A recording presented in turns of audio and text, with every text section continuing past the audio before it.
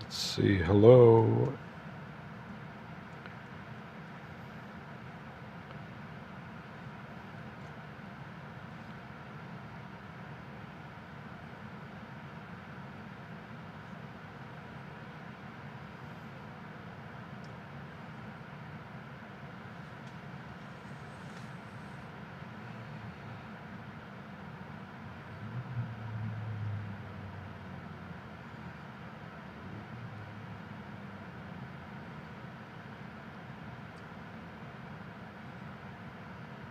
That's what it looks like today.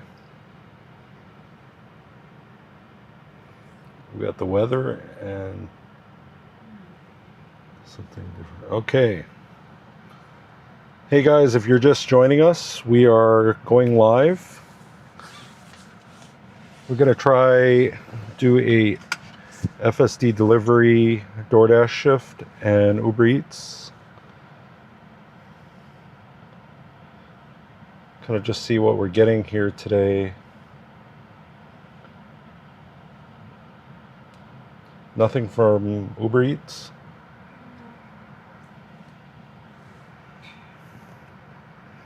Two watching, is that you? No. Somebody else? Okay. Welcome.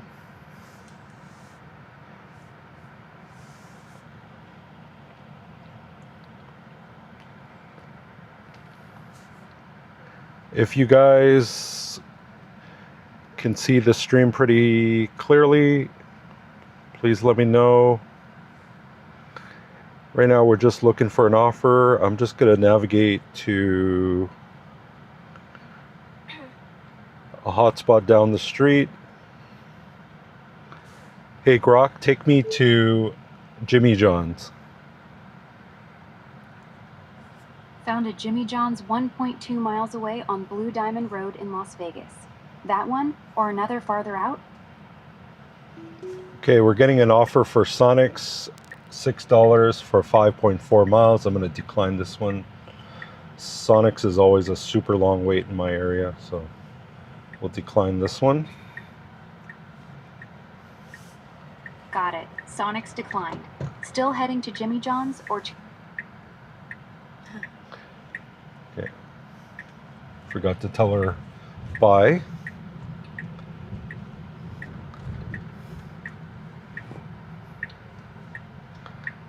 Hopefully the two cameras are synced up.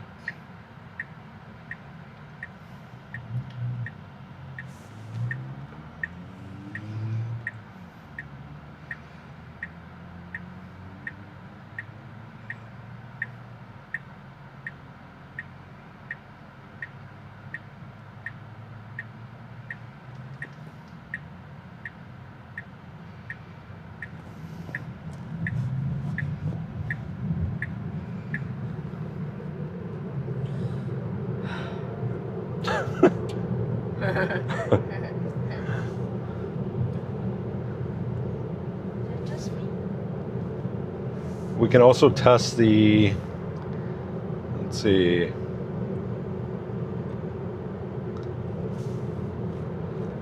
So one of the big things about 14.3.3 is supposed to be the reduced nags.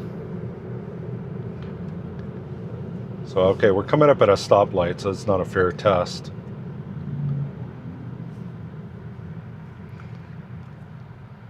Welcome to anybody tuning in. Let me know what you think about the camera angle. I try to blend it to make it look like it's stitched together. It's difficult to kind of mask it with a live stream, but trying my best here to show you a little bit about little of the cabin and a little of the road here. Okay, getting an offer for a Little Caesars pizza, $4.75 to go 5 miles. Probably not gonna take this one. Oh, I have a Wingstop, $5 for 3.3 miles. Is it a house? Getting a Wingstop on Uber Eats, 5 for 3 miles. Okay, we'll just take it and get it kicked off. Oh, I still have it. Okay. Hey Grok, cancel Jimmy John's and take me to Wingstop. canceled the previous route. Which Wingstop? The closest is Point A on Blue Diamond Road in Las Vegas, 0.8 miles. Okay, we got 5 people in the room. Welcome, guys and gals. We're going to decline this $3 for 3.5 miles. We're going to pause DoorDash. We're taking an offer from Uber Eats. It's going to be a Wingstop, $5 for 3 miles.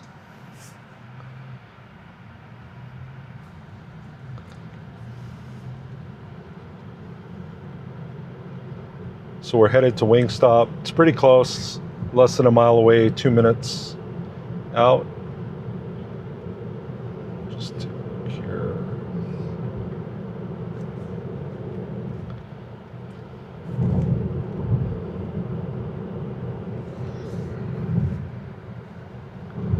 Got 4 people.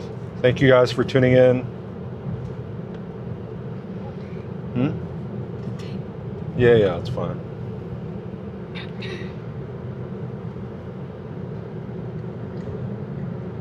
Let me know how the stream looks, if it's pretty clear or a little buffering. It looks pretty clear on my end. So the Wingstop's going to be right in this mall to the right here.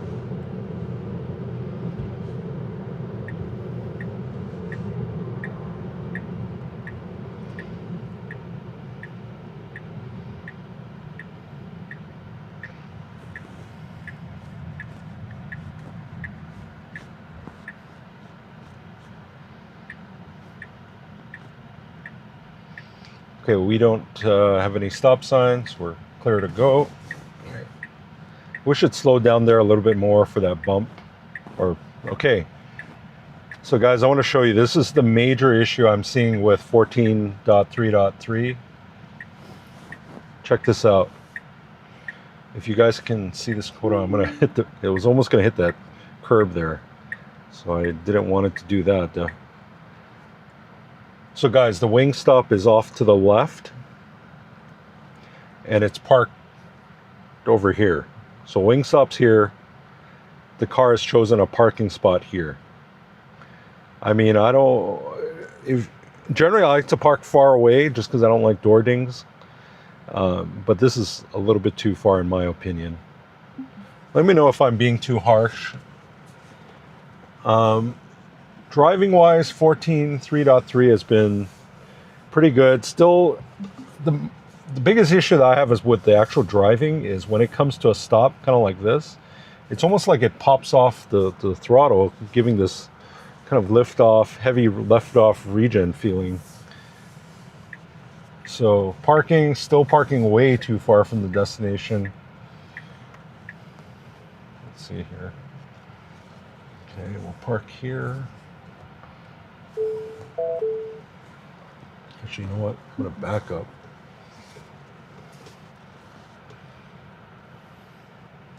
Wingstop sometimes can be a little bit of a wait, so let's test auto park here. Let's pick this stall here.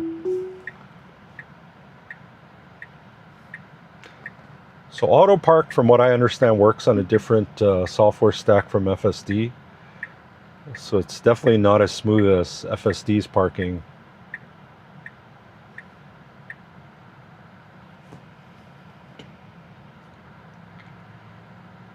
We got 7 people. Thank you guys for joining. We're just picking up a Wingstop order for Uber Eats. Okay, did the auto park. Good job in the lines. You want to go grab that one? Okay, she's going to go grab that one for us. How many minutes? You want to wait for a little while? How big's the order? I don't know, it says 603. Let's see. So 10 wings, 10 wings, fries. So looks like 20 wings and fries. This one's going to a house. No drinks. No drinks? Okay. I'll turn on your ears. Okay, my wife's going to go grab the order. In the meantime, let me know if you guys have any Tesla questions, FSD questions, comments. If you guys are FSD users, let me know your feedback on 14.3.3. My honest feedback has been kind of mixed. I think parking has gotten worse. Stopping, I don't like the kind of rough stops when it comes to a stop sign or a stoplight. It doesn't do it on everyone, but I'd say about 1 out of 5. Still some left lane camping. I'm generally just driving in the standard mode for these. 6 people, welcome guys.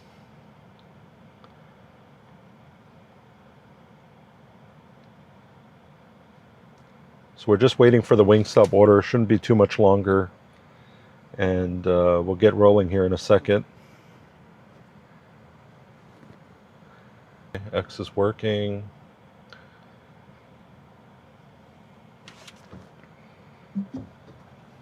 I'm just going to move forward a little bit.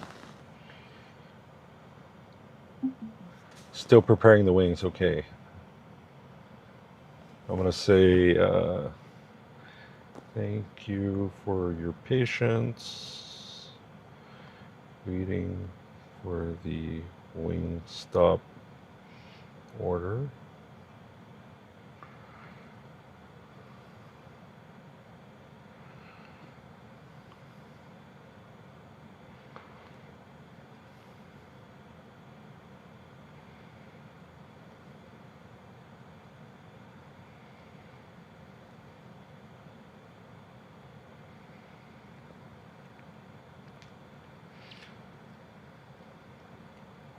DoorDash and Uber Eats have been pretty slow in this area since Memorial Day.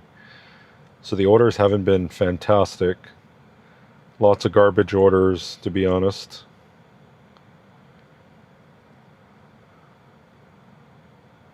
Let's see, I'll put order number 1. Wingstop. $5 for 3 miles.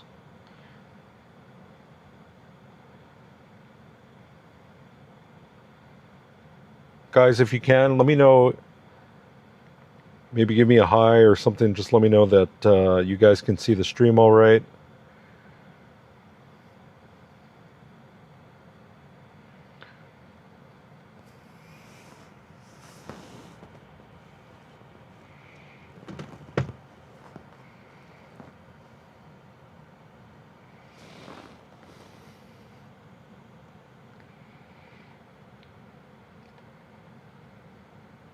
Where's everyone tuning in from? Are you guys, anybody international?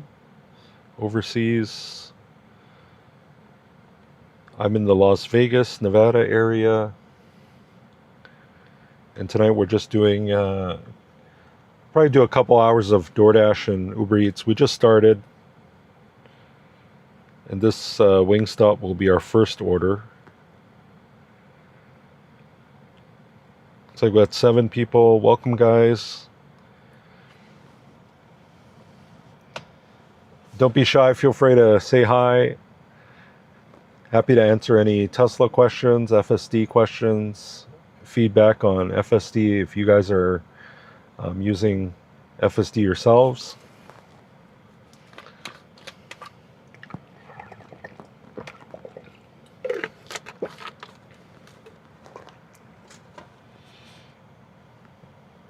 We had 6 people.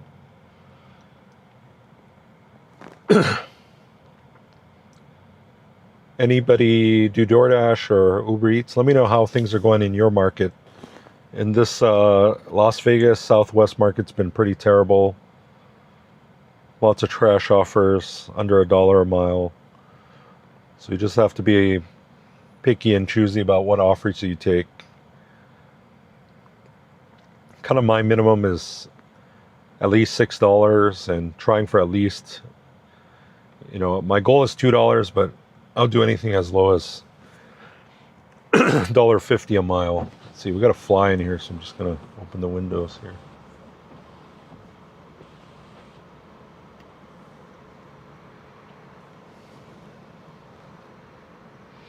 We're just waiting for the Wingstop order. Thank you for your patience, guys. We got a fly in here. So he goes out. 8 people, thank you guys for joining. We're just waiting for the Wingstop order and we'll head on out.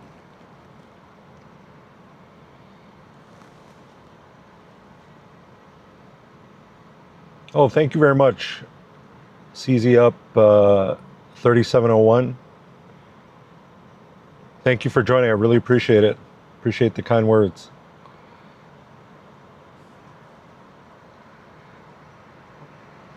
Thank you guys for your patience. We're just waiting for that Wingstop order. Shouldn't be too much longer.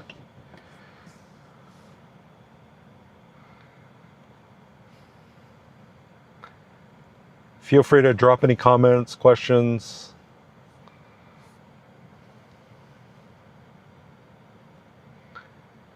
And I should have another video out later this week. Just been pretty busy with other stuff. Haven't been able to sit down and edit.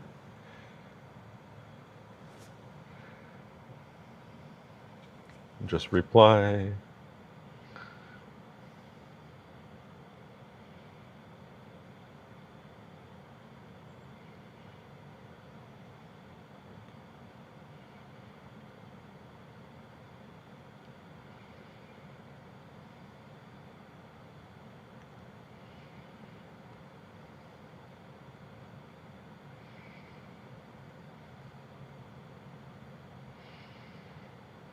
Eight people. Yeah, sorry guys, it was a little bit longer wait than we anticipated. If any of you guys do gig work like DoorDash or Uber Eats, definitely Wingstop's not the fastest place.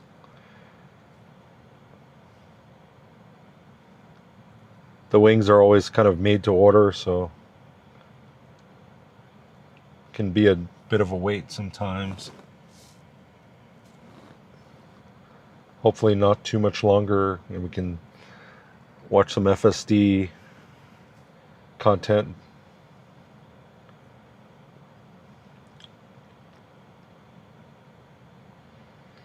I will probably try and do a live stream maybe tomorrow night. I think tomorrow this car goes in for service because I did have one issue where FSD was acting up, wouldn't activate because it saw this like ghost image to the left on this left B pillar. Here's the new rendering. I guess it's using the really good graphics. I think it's called Unreal Engine, if I'm not mistaken.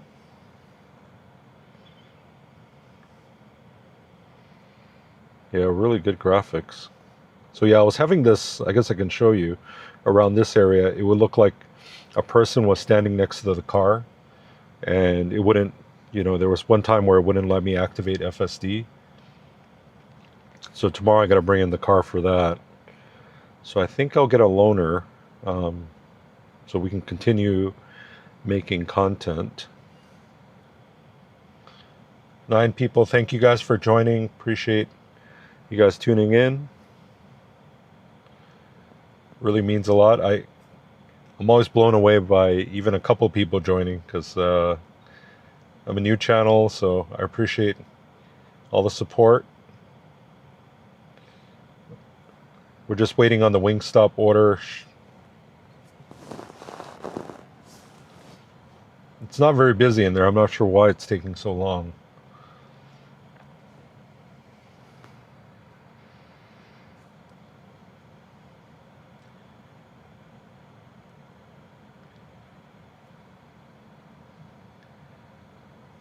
Anybody using 14.3.3 and they're I feel like my feedback is definitely maybe more negative than others. I'm not sure if it's my car or just my area, but parking's been terrible. Kind of stabby stops continues to be a problem. The car seems more timid on unprotected lefts. It's definitely not taking gaps like it used to. It seems to be not as aggressive. Let me just check with her what's going on here.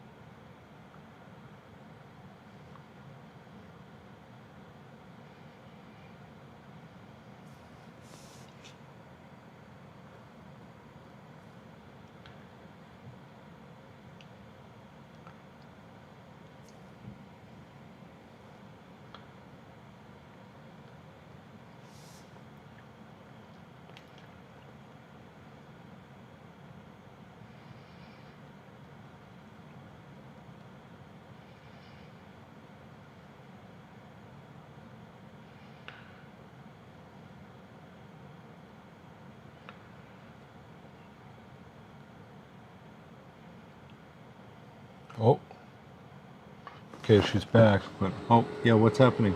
Should we leave? What's going on? Still need 5 more minutes at least. 5 more minutes?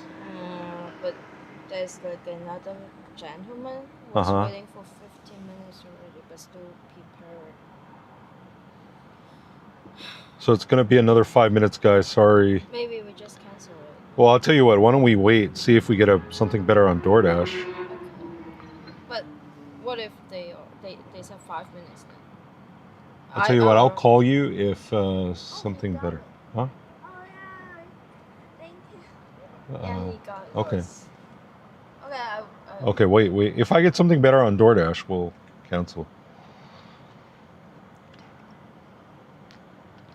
Yeah, that's the crap thing about gig work is sometimes you'll be waiting for the order and it's just a waste of time.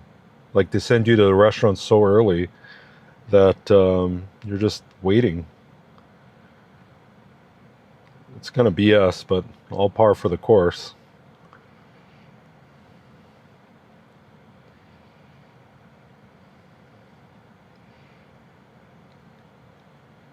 Yesterday, I went to this pizza restaurant and I waited there. I was already waiting for 15 minutes. Then the guy started making the pizza after 15 minutes, and I was like, this is BS. I'm canceling and leaving. You know. Okay, she says, by the way, Sagi Walks is my wife's channel. So if you see that name, that's her. Thank you for the update. 16 people. Thank you guys for joining. Appreciate it. Let me know where everyone's tuning in from. We're just waiting for the Wingstop order, and then we'll get rolling here in a second. I'm just trying these new widgets. This like weather and time thing that I discovered. I'm running my Starlink Mini, so hopefully the quality should be pretty smooth. But I'm still kind of fine-tuning the settings for this OBS setup. For anyone curious, I have a Insta360 X5 up top. I can show you guys. And then I got my Starlink Mini in the back. So I'm having to run a wire out, USB cable. I tried to find the thinnest one I could to run it up to the Insta360 and running it in webcam mode, and then using an DJI Action 6 for the interior.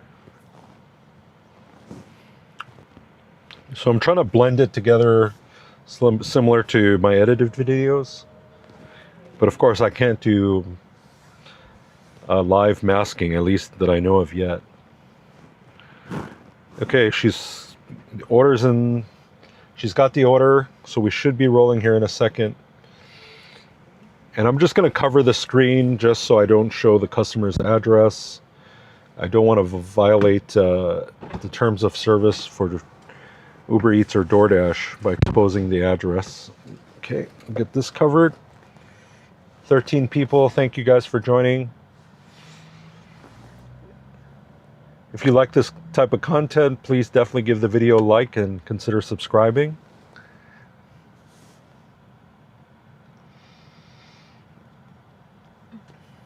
Okay, got it in. Let me just check. All right. So it's 8 minutes. So what we're trying to showcase is FSDs. FSD standing for full self drive. And it's Tesla's autonomous, or I guess level 2 driving assistance software, or driver assistance software, I should say. Okay, we got some folks walking to the gym here.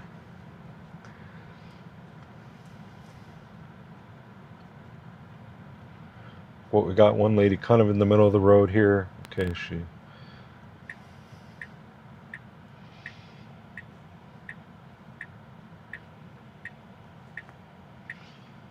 everybody kind of looks at us because of the camera setup. the Insta360 kind of sticking up from the roof. So, okay, good job waiting for the pedestrians to cross. Okay, very good job there.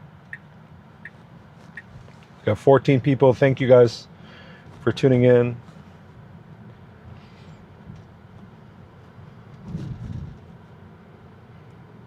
We're just dropping off a Wingstop order. Just picked it up. This one's paying only $5 to go 3 miles. But okay, again, a stabby stop there. It's almost like it's misjudging where it should stop, and then all of a sudden it's kind of, you know, applying. It's not. I don't think it's the friction brakes, but it's like all of a sudden jumping off. You know, if you guys are used to driving a Tesla or an EV, it's almost like jumping off the throttle. You know, causing kind of this. It's almost like somebody just learning how to drive a Tesla, right? If anyone's a Tesla driver, you guys will probably know what I'm talking about. You know, the first couple times you drive a Tesla, it's kind of getting used to the throttle pedal. Okay, we're clear on the left, but we have some cars turning in here to the plaza. We should be able to go after this blue car. Okay, very good. Okay, the truck was kind of blocking his view to the right. We got a car. Okay, it was a bit indecisive there, because what happened was the black truck pulled up and kind of blocked the fender camera. I couldn't get a good look there.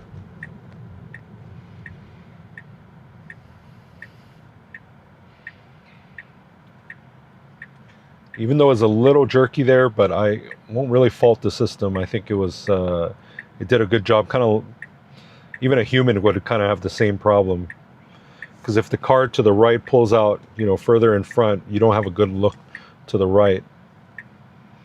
Everything good with you? No? What happened? Huh? There's Oh, a gate code. gate code. Okay, we're going to a gated community.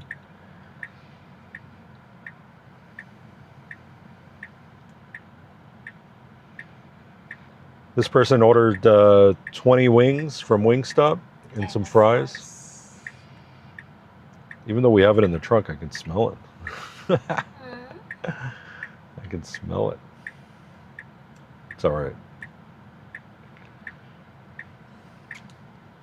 We got 17 people. Thank you guys for tuning in. Don't be shy. Say hello. Let me know you guys are watching. We're also streaming on X. Let's see if we got anybody on X. Maybe not. I'm not sure. I'm using Recast to stream to different platforms. So also on Twitch. Let's see here. Okay.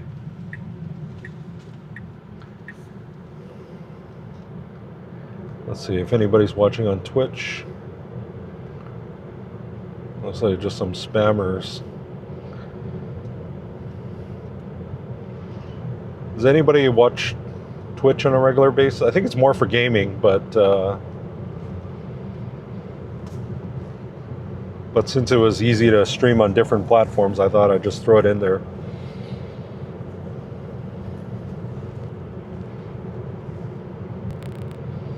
Let's take a look. 17 watching.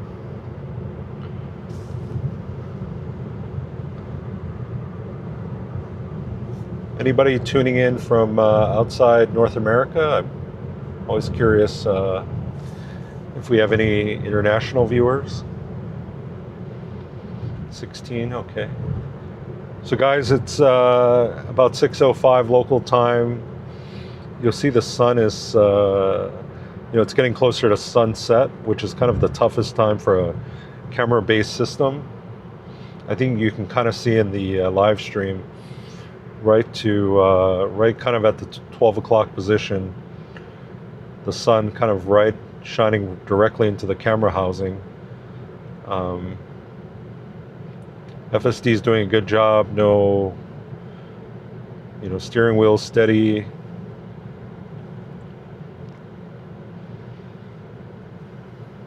Thank you. Yeah, if you guys are enjoying, please give the stream a like. That definitely helps the YouTube algorithm and spreads it to more folks who enjoy Tesla and FSD content.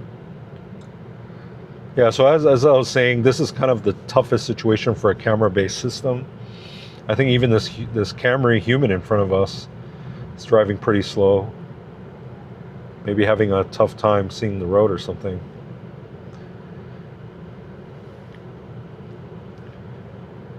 Now it's 6 o'clock. We'll probably go till about 7:30, so another hour and a half. This is our first order of the day. Only paying $5 for this Wingstop, but we're kind of waiting for a while, not really getting anything good, so I thought we'll just get something rolling here to rather than looking at the wall. Okay, we got the green arrow turning left. Okay, got a yellow light. Okay, a little bit hard on the brakes there. Yeah, I feel like the brake pressure is harder than it needs to be. It was definitely, maybe I'm remembering wrong, but I feel like 14.2.2.5 was smoother. Even 14.3.2 still had that stabby brake feeling as it came to a stop, kind of the last couple feet. And again, I experienced it there at that stop. But you know, in the grand scheme of things, FSD still drives very safe. You know, it's still amazing. Still by far the best driver's assistance system on the market. You know, I don't think anything consumer-wise comes close as far as point A to point B and doing any kind of city driving. Of course, there are great highway systems out there. You know, Mercedes Distronic on EQS, very smooth. The BMW system, also great on the highways. But as far as point A to point B, I think Tesla FSD, at least in North America, is the only game in town. So when I'm critical of FSD, you know, don't take it the wrong way. It's not that I'm trying to put the system down. I'm just trying to give an honest, you know, I'm probably, like anything, I'm more critical of the mistakes it makes, but I'm still amazed at the overall experience. I mean, it's still amazing that in 2026 we have a system that can pretty much drive itself from point A to point B. But as far as deliveries are concerned, you know, apartments, gated communities, still not quite ready because it doesn't have an option, you know, for pulling up to the keypad. It won't do that automatically, of course, because some people are residents and they don't, you know, need to press the keypad to get into the community. So I totally understand that. If anyone's curious, we're just covering the screen just so we don't show the customer's address. As soon as we're done with the order, I'll remove it. And we can, you know, see the visualizations.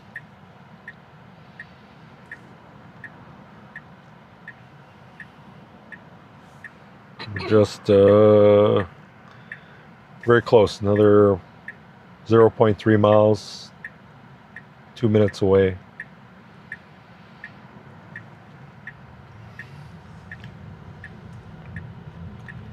Yeah, this human driver here is definitely a very timid driver.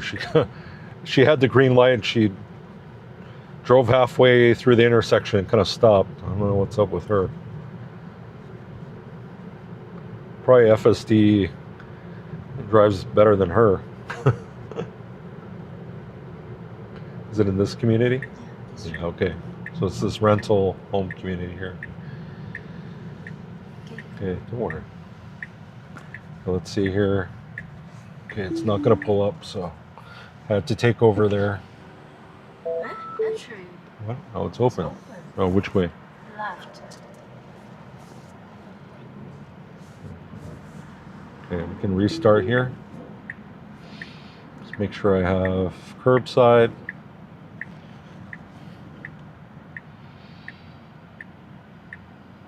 Okay. Where is it? Across the street? Yeah, that one. That one? Okay, I'll pull up closer. Sorry, I see we have a comment. Let me just pull up closer here.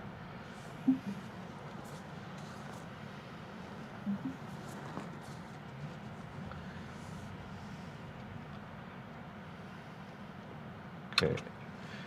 Okay, open the trunk for her. Okay, address is gone. I'll hit other.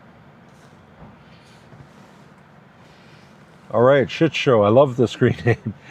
Did it take you some time to get comfortable with FSD? You know, to be honest, before I bought this car, I've actually been beta testing FSD since the early days, like I think in 2021. So I was pretty comfortable. Back then, this, by the way, the system was terrible and it wasn't anywhere like it is today. I mean, I would pretty much have to take over every couple of minutes. So I've been used to FSD, but I kind of went away from Teslas. I was driving some other different cars like a Rivian. I still have an Ioniq 5, so I was driving some other EVs. So I went on a test drive, and I think that kind of resold me back to the Tesla family. And so it didn't take me much time at all to kind of get reacclimated to FSD. Okay, what happened? This is like a no tip. No tip. Okay, customer didn't pay any tips. That's the same as the racing. Yeah, I remember they ordered before. I remember that house, the Sequoia. Yeah. Yeah. So it looks like Uber pretty much paid the whole fare there. Yeah. $5. $5.51. $5.51. Okay. So we're turning. Oh, I had DoorDash on the whole time. Huh? I didn't get anything the whole time. No, right? Oh, because you're not in the Yeah. area. I'll just let you.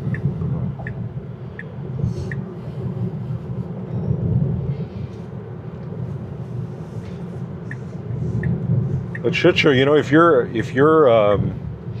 at all curious or nearby a Tesla, you know, showroom or somewhere, sometimes they have these off-site test drive centers, like here in Las Vegas. They have these off-site centers, like there's one at a hotel where you could just pretty much scan the QR code, take a picture of your license, and you can pretty much take out a Tesla of your choice for a whole hour and you know, see how you like it. That's what I really like. I mean, Tesla's sales experience, I mean, communication, yeah, I'd give them an F.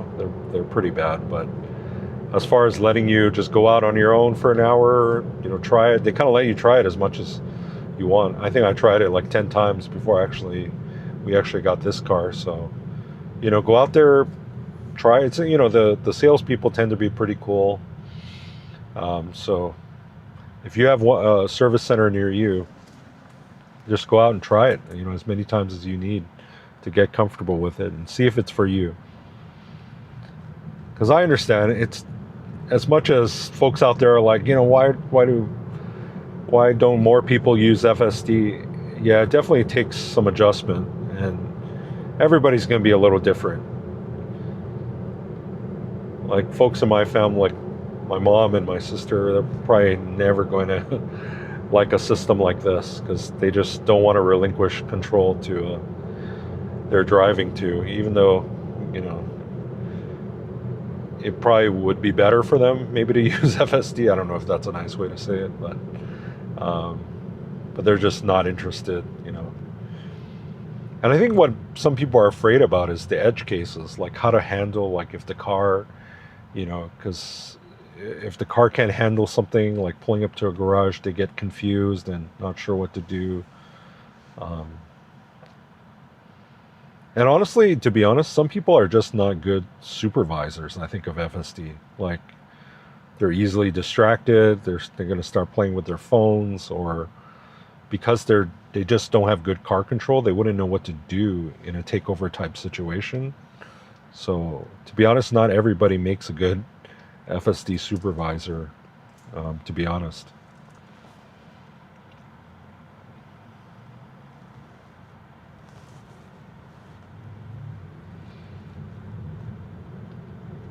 I'm a loser.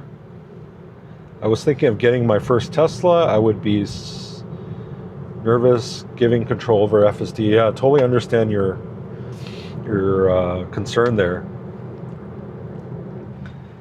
But I think, you know, if it, and it also depends, you know, what city, what you're driving like. I mean, in this suburban type environment, the driving environment's pretty easy. It's not anything too crazy. But if you're in, you know, say New York City or San Francisco, somewhere with, you know, really difficult traffic patterns, yeah, it may be difficult getting used to it. 15 people. But for anyone in the self-driving technology. Okay, no stop sign for us. We're back kind of at the same plaza here. Oh. Okay, oh, kind of twitchy steering there.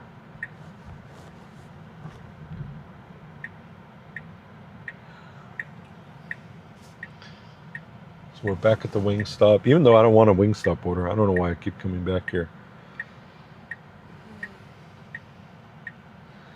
Let's see, let's navigate. Meraki. You have Meraki? 470 for 3 miles. 470 for 3 miles. 470. That's pretty bad. But Yeah. here, let's open DoorDash on this phone. Let's see here.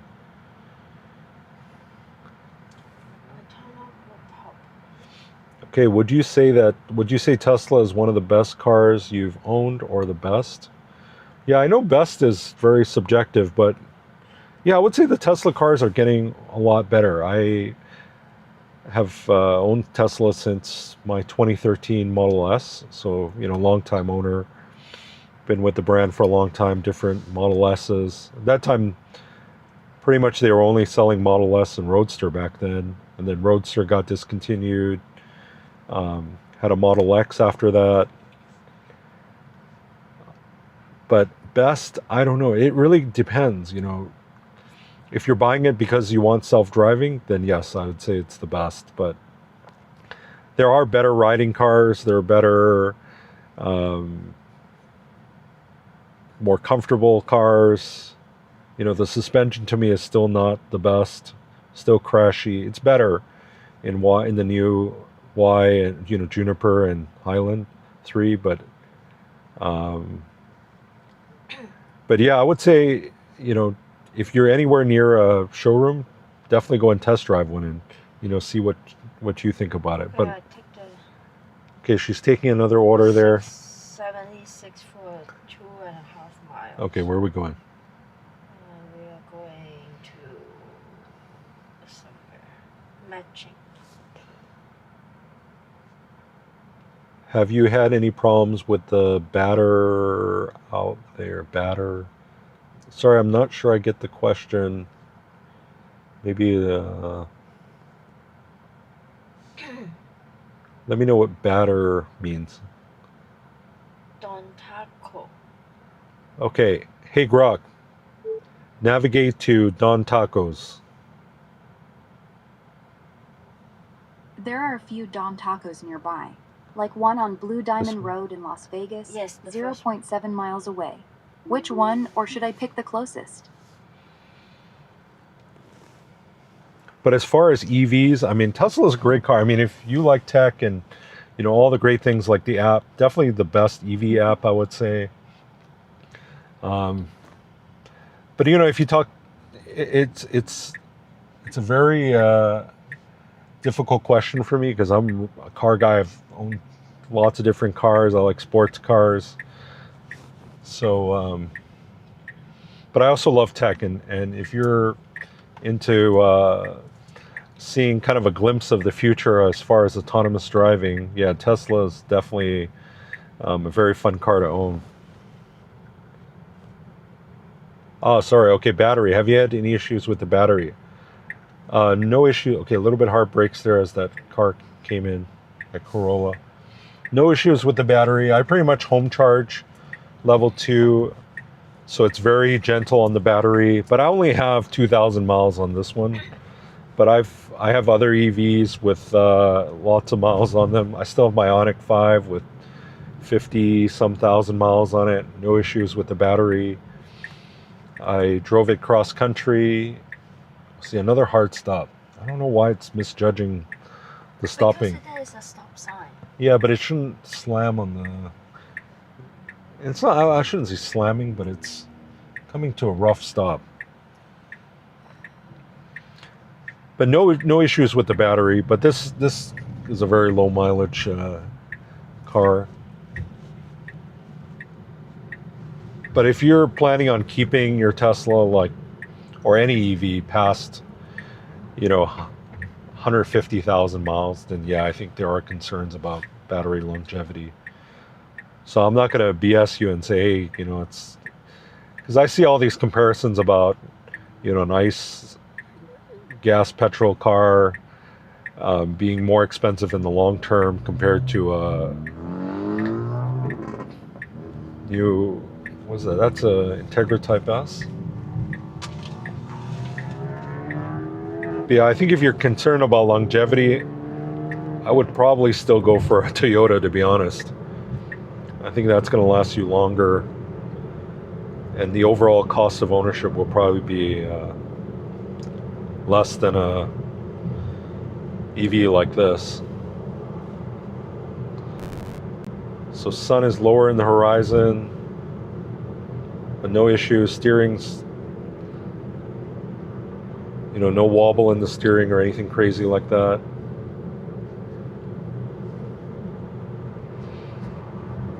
So you see there, like just now, I mean, that was pretty awesome, right? I mean, you just say, hey, GROK, tell them where you want to go. You'll pretty much do it hands-free from point A to point B. So the taco shop, Mexican place, is going to be right over here to the right.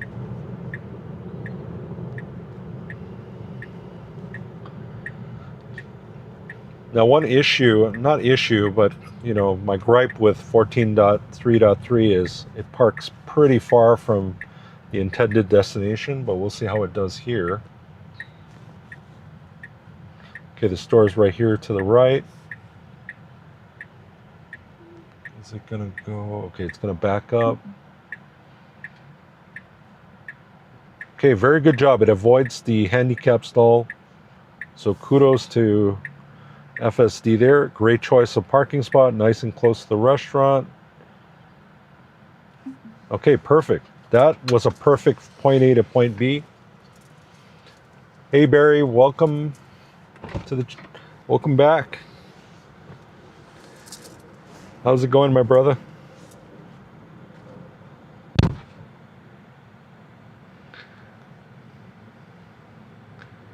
So I was just speaking negatively about 14.3.3's parking, but hey, on that last one, it parked perfectly.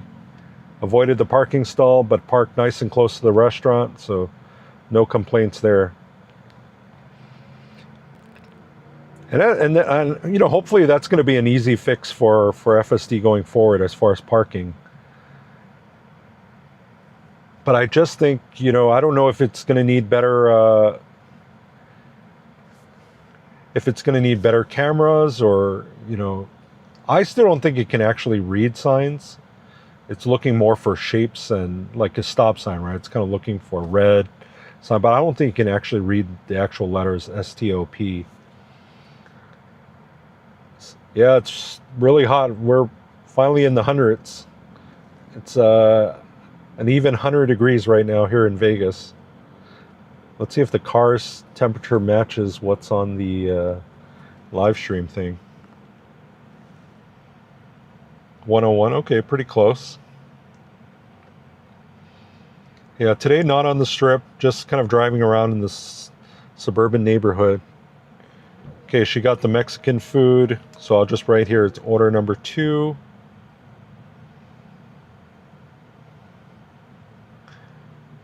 And I think it's paying $6 to go 2 miles.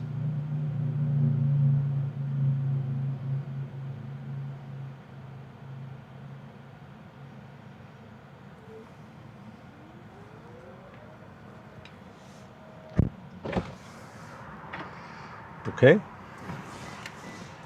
This one's paying what, $6 for 2 miles? Okay.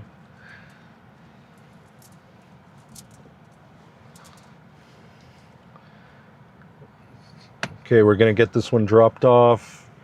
And guys, just covering the screen just so I don't show the customer's house address. Seatbelts for you.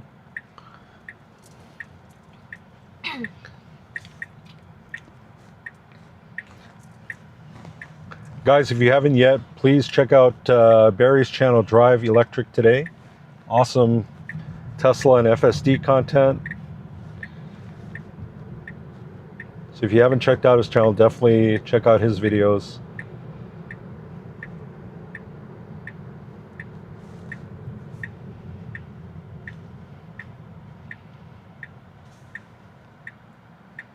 Barry, do you have another live stream scheduled?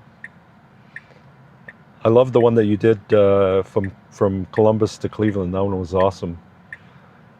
All right, we got 22 people on the channel, guys. If you haven't yet, please definitely hit the like button if you're enjoying the content, and definitely subscribe for more videos in the future. Sorry, I haven't had much time lately to edit, but I always want to try and do a live stream because that way I don't have to save some time on editing. Why I'm recovering? Yeah, just so I don't show the customer's address. This is not some secret prototype Tesla. Once I drop off the order, I'll take off the cover. I did some research about Uber Eats and DoorDash's terms of service, and they definitely don't want you to show the customer's address. So just want to make sure I don't get violate any terms of service with them.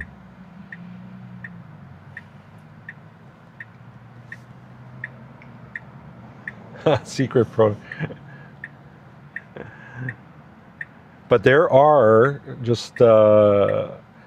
some cyber cabs being tested here in Las Vegas. So they're mostly on the east side, from what I notice, that they're testing them, and they are building some kind of wash facility on this side of town, which is the southwest area of Las Vegas. So there was some discussion about like some kind of car wash facility or prep area for cyber cabs.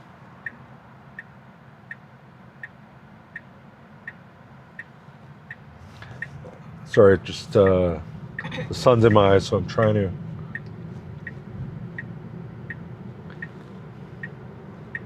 Have you had to change any filters out there in your Tesla? I've only had this car for less than 6 months, so I haven't had to change any filters, but I would say cabin air filter is probably the only filter I think that you'll need to really change, which is just for the AC, for the HVAC.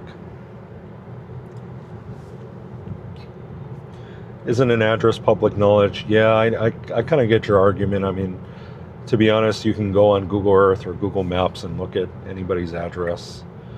So I mean, I totally get you. I just kind of dug a little bit into the terms of service and saw that they frown upon you showing the address. So that's why in the edited videos, if you watch like people's DoorDash or Uber Eats content, they try to blur out or pixelate the address. I will see the street sign read. Yeah, no. Yeah, I get you. I understand.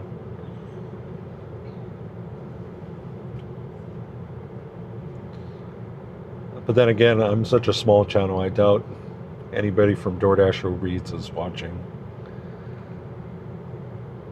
But I get you guys. I totally hear your argument.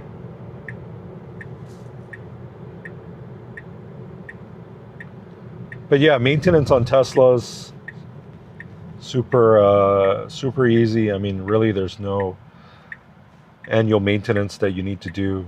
Before in my Model S, they did recommend like some kind of $350 inspection, but that was I don't think they really recommend that anymore. Good evening to you too. If you grab the steering wheel, does that stop FSD? Yes, that will definitely that will terminate or pause FSD's self-driving.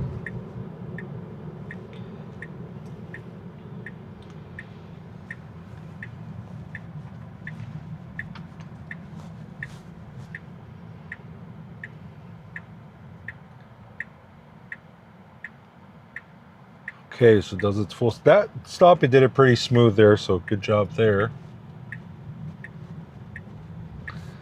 Yeah, Bear, you also read about it, right? The Autonomous Vehicle Maintenance Hub. Oh, sorry, let me just make sure I got curbside. We got a kid riding his bike. Okay, no issues there. Yeah, if you want, we'll go drive by there and check it out.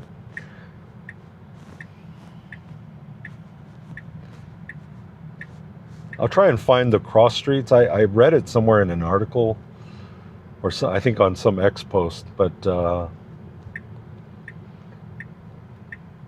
we could definitely drive by there. I think right now it's just like an empty warehouse, so I don't think we'll be able to see anything.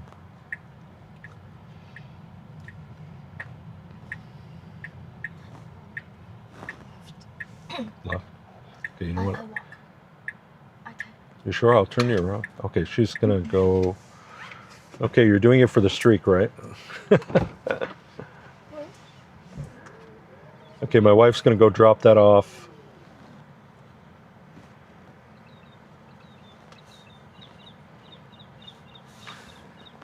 And in this area, I've definitely seen the mapping validation. So they're like Model S's and X's with the LiDAR. I think it's LiDAR. They're just doing some validation, I think, or mapping data. I can't really confirm if it's LiDAR. I've been trying to research about it, but it's the ones with, it looks like a, kind of like a big tripod on the top of the car. But I think what they're doing is doing some kind of mapping validation.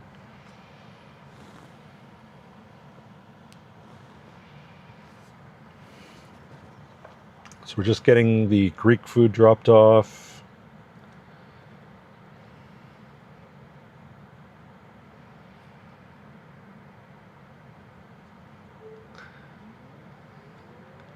Okay, let's go to a different part of town. Kind of mix it up here. Otherwise, you guys might get bored looking at the same stuff. Hey, Grok. Navigate to BJ's Brew House. Which BJ's Brew House? The closest is on South Rainbow Boulevard, about 4.3 miles away. Or there's one on Southeastern Avenue, 9.6 miles. Let me know which one. The closer one on Rainbow Boulevard.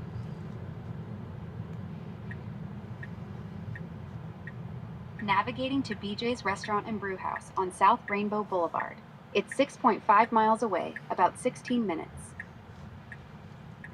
Thank you. Bye. Okay, good job there. Yeah, I love the hey GRO. I don't want to say the word right. It's like Siri. Otherwise, might trigger it. But well, yeah, one of my favorite upgrades about in 14.3.3.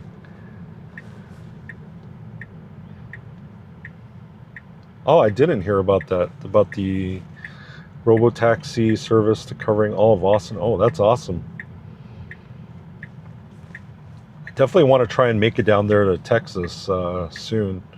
Try one of the robotaxi rides. I'm really curious how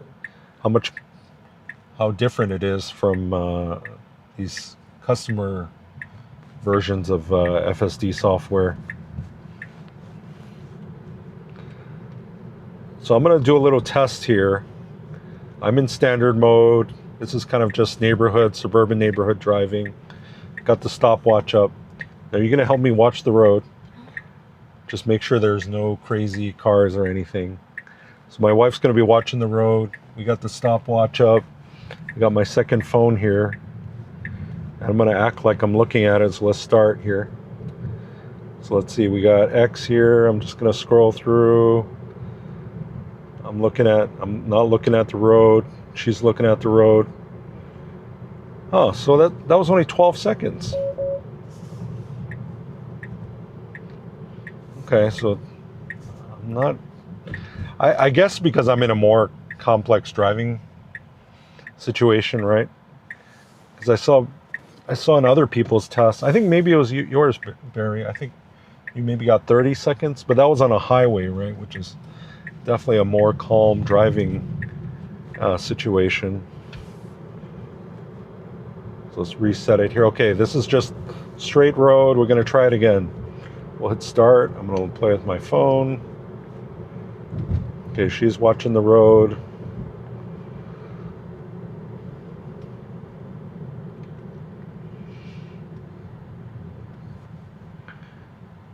Okay,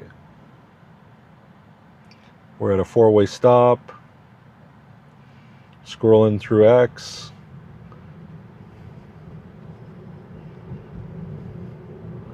I'm like way deep into my X here.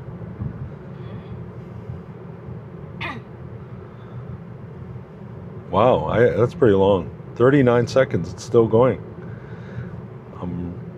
Let's see, let's go check out Drive Electric. Okay, so finally, 47 seconds, 46, 47. Okay. Okay, definitely got my eyes back on the road. Okay, so that was a pretty long one. 40, let's just call it 45 seconds, 47 seconds. Yep, dependent on driving conditions, also depends on the profile. Sloth and chill will be the most lenient. Yeah, that's what I've heard too. I've only tested it in standard, but here we can switch it here and see. Let's see, as soon as we jump on this road here. 36 there. Yeah. I was surprised because that's little hesitation. So I think the situation here, let me take it off the stand here, is you see the sun just kind of low in the horizon, and it's shining probably on that pillar and B pillar and side marker camera. Oh, it's hesitating. Okay. But even me as a human, it was hard to see around that car because the first closest lane is dedicated for cars turning right, and we needed to get into the second lane, which was going straight. So it was kind of hard to see around the cars in the right-hand turn lane there. Yeah, I was surprised that it allowed me to go 40 plus seconds there, because that wasn't, I could understand in like the open highway where there's not a lot going on, but I was pretty surprised they let me go for 40 seconds there touching my phone. Looks like we have an accident here on the right. Hopefully these folks are, oh no, are they Moving. They're moving? Okay.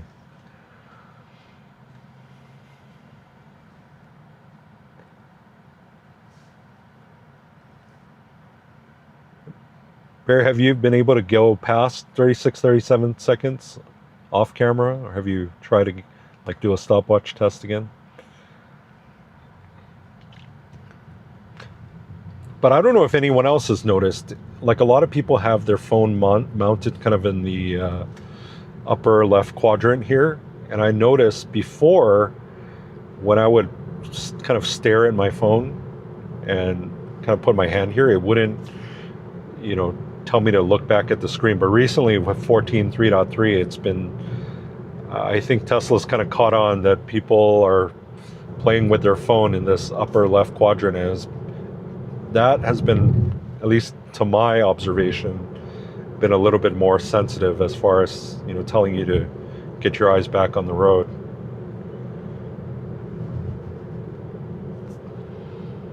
Been hitting right around 30s pretty consistently. I've seen people reading books on it. Yeah.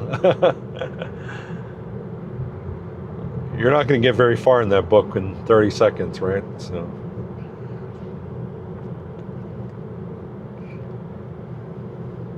There used to be some kind of device I think people had they bought it on Temu or something. I think it's supposed to like mimic like a picture of, folks in the cabin. And I think they were able to fool the cabin camera, but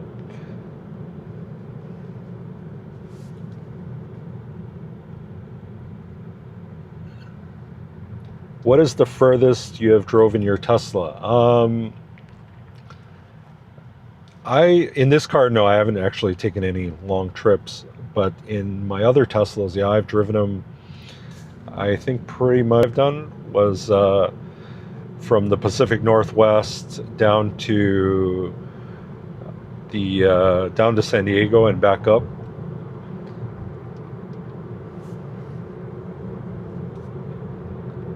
So I think total that was probably about 4,000 or 5,000 miles. That was when I had my Model X.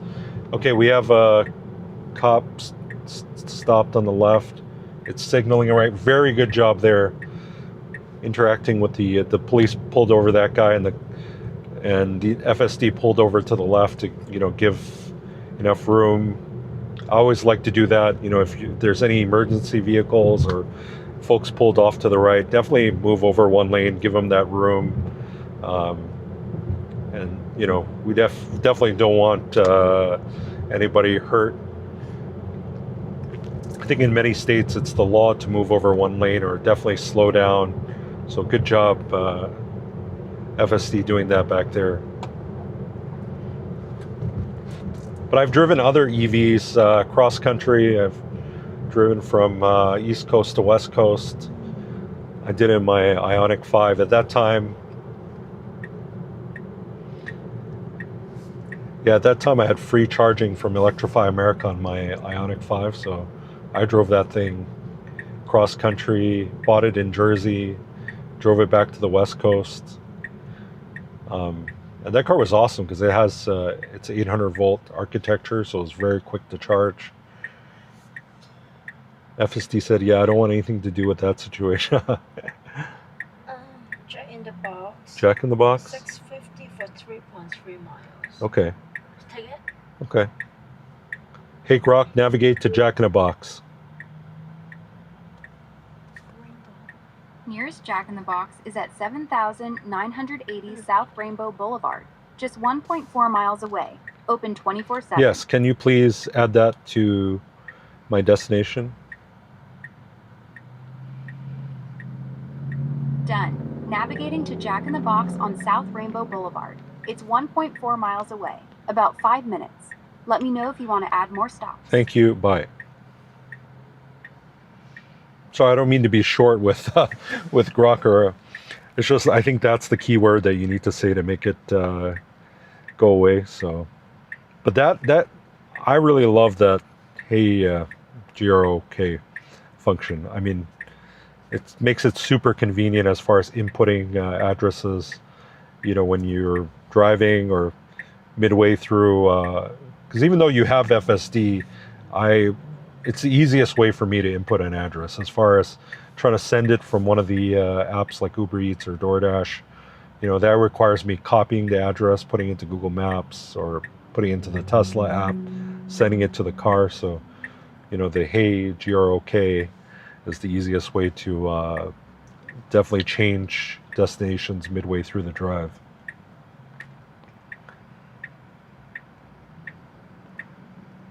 But yeah, going back to the discussion about driving far, man,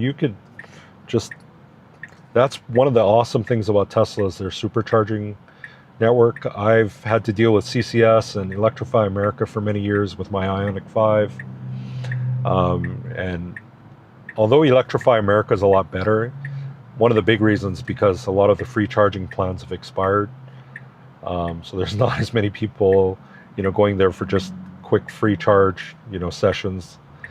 But Tesla supercharger network, unparalleled as far as North America charging network. This is a 2025 Model 3 rear-wheel drive Highland. I guess the code name's called Highland. When they did the refresh, I've had it for about 6 months. It has about 2,000 miles on it right now. I mainly work from home for my regular job, so I don't really drive the car that much. So this whole thing was kind of to, as far as doing DoorDash and FSD, kind of a fun way to make content and kind of put FSD through its paces. I love road tripping EVs, even though it can take, extra time. But I mean, honestly, how often are you doing crazy long trips? For me, like most of my road trips are to Los Angeles, or the longest that I'll do is maybe to the Pacific Northwest, which is, you know, about 1,000 miles. And I did that trip a lot, so to me, the chart, you know, I after about an hour and a half, 2 hours in the seat, I want to get up anyway and walk around. Got a pretty bad back, so I don't mind getting up every 2 hours for 10-15 minutes.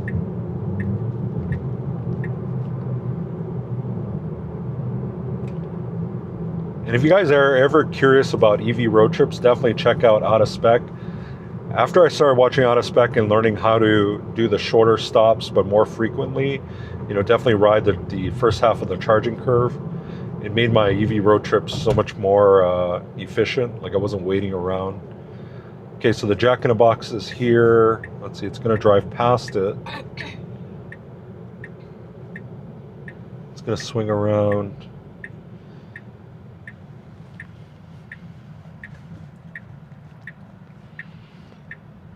I've been saying so many bad things about 14 3.3's parking. We'll see how it does here. Maybe it's going to show off to you guys and do a good park job. Okay, so the Jack in the Box is here to the right. Why are you going left? Don't do that. So here's kind of the problem. Like, there's no parking spots down here. It's a busy plaza. We'll see if it goes around. Okay, we got a car coming from the right. Oh, okay. Oh, it was really close to the curb there.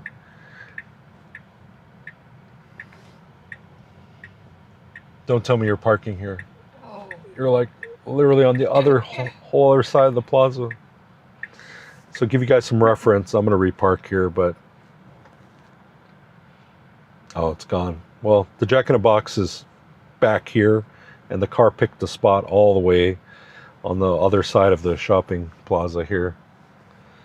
So here, well, let's see what happens. No, you know what? I don't want to be late for the order, so I'm just going to manually repark. So will it get you from point A to point B? Yes, it will, but 14 3.3's parking has not been improved at all.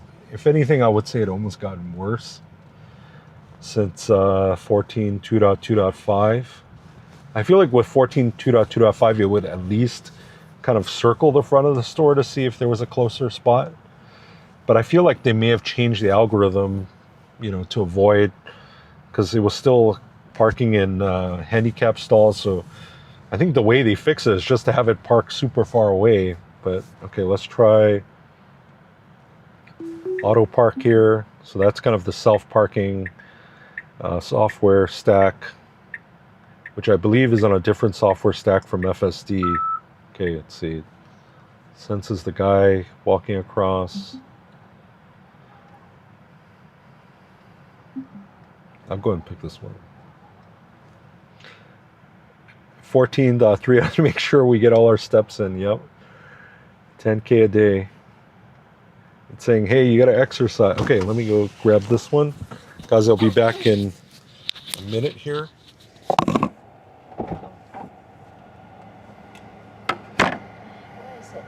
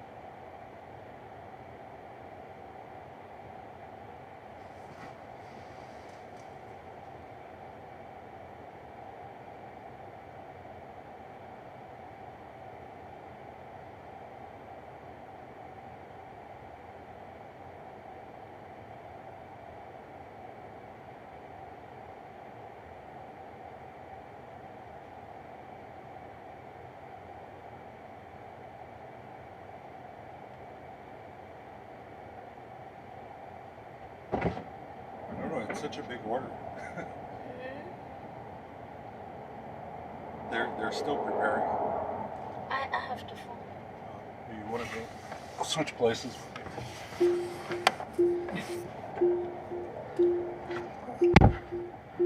you ask them? I didn't ask. The guy was kind of helpless, but I asked that. Really? Yeah, he was not. They have discounted.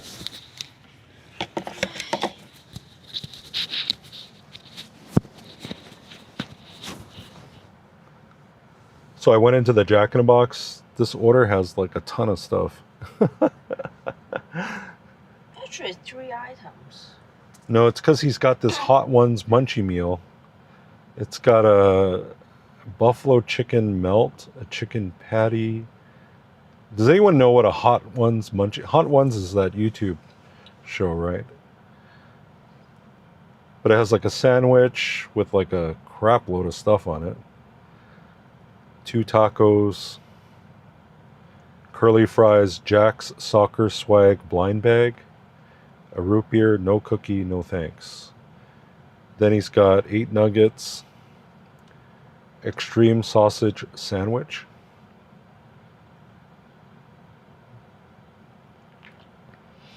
I feel like Jack in the Box just has so many things on the menu.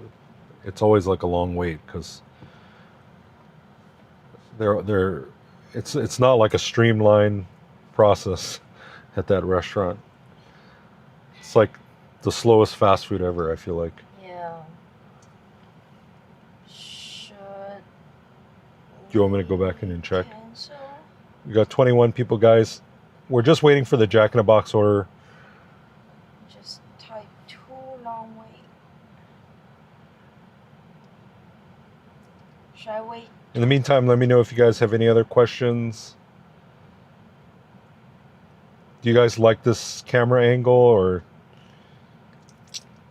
do you like it with the hood, or should I cut off the hood and go a little bit? I think this one is kind of gives you a good wide angle view of the car outside.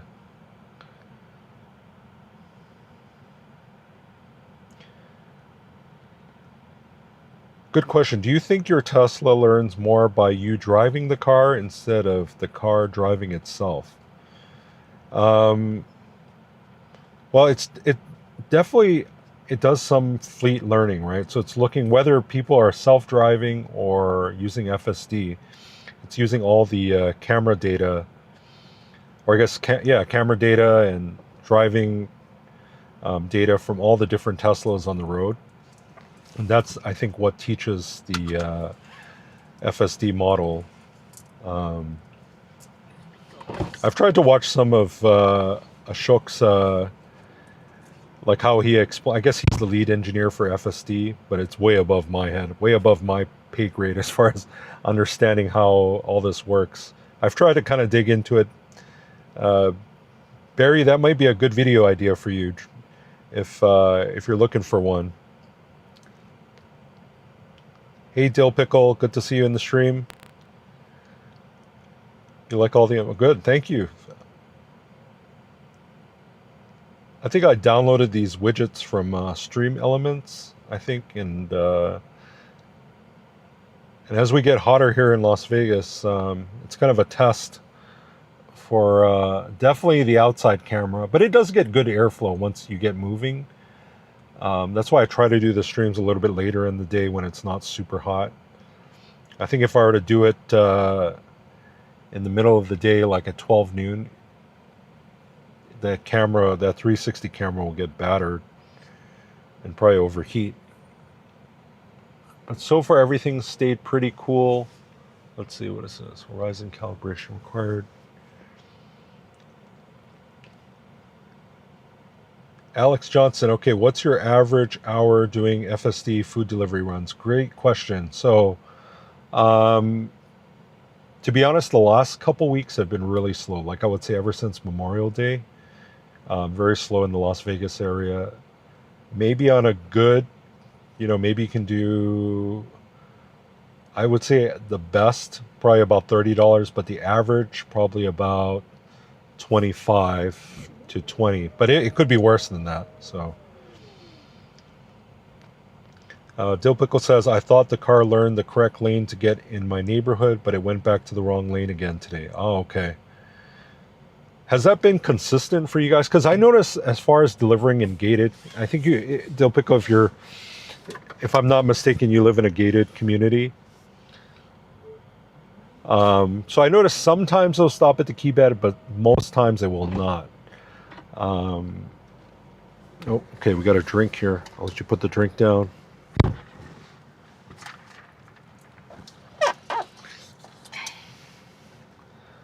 Okay, so let's see here. I'll cover this up. We got 22 people. Thank you guys for joining.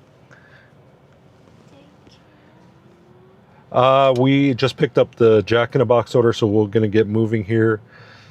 And just for anyone new, I'm just covering the screen just so I don't violate Uber Eats terms of service. I sent you the wrong one. Okay, got it in here. So all we have to do is start self-driving. 6 minutes. So what's great about Tesla's app is you can just send the address from Google Maps or send it, through the Tesla app, and then all you do is start self-driving, and the car, does the rest. Alex Johnson says, I'm going to get my first Tesla in a few weeks. Congratulations, a Juniper, and I might do some FSD DoorDash. Awesome, yeah. Definitely encourage you, maybe make a video, or love to see more people out there doing it. In fact, I was telling Drive Electric today that I got the video idea from him. I think Barry, you're probably one of the earliest people to do it, and I think I've seen Devin do it with Canada FSD. Love his Canada FSD content. Awesome content create. Okay, let's see. It's going out the back here. Can you look on the phone and see? I'm not sure. Sometimes it likes to, if it needs to take a left. Correct. Yeah, That's it's correct. Okay. Just want to make sure. It's on that side. This one. And thank you guys. I love all the questions. I want to make this kind of a forum for Q&A. Definitely. I've been driving electric cars. My first Tesla was a 2013 Model S P85 Plus, which was kind of a rare upgrade back then. So I love to share with you guys, whatever I know about electric cars. Been driving different EVs. Got some other EVs in the garage, Rivian, Ioniq 5. So always love sharing with you guys what I know. Awesome. Thank you, Alex, for tuning in. Sapphire, let me just watch just before I get into the question. Let me just make sure it's a pretty tricky, unprotected left here. This is kind of like a 6-7 lane road here. And cars drive super. One thing about Vegas drivers is they drive fast and pretty scary sometimes. Okay, we're clear on the left. It should go here. Okay, it sees this Range Rover coming from the right. I think that's what. Okay, I would go after this. If it doesn't go, I'm going to give it some encouragement. Nope. Okay, I didn't touch the pedal.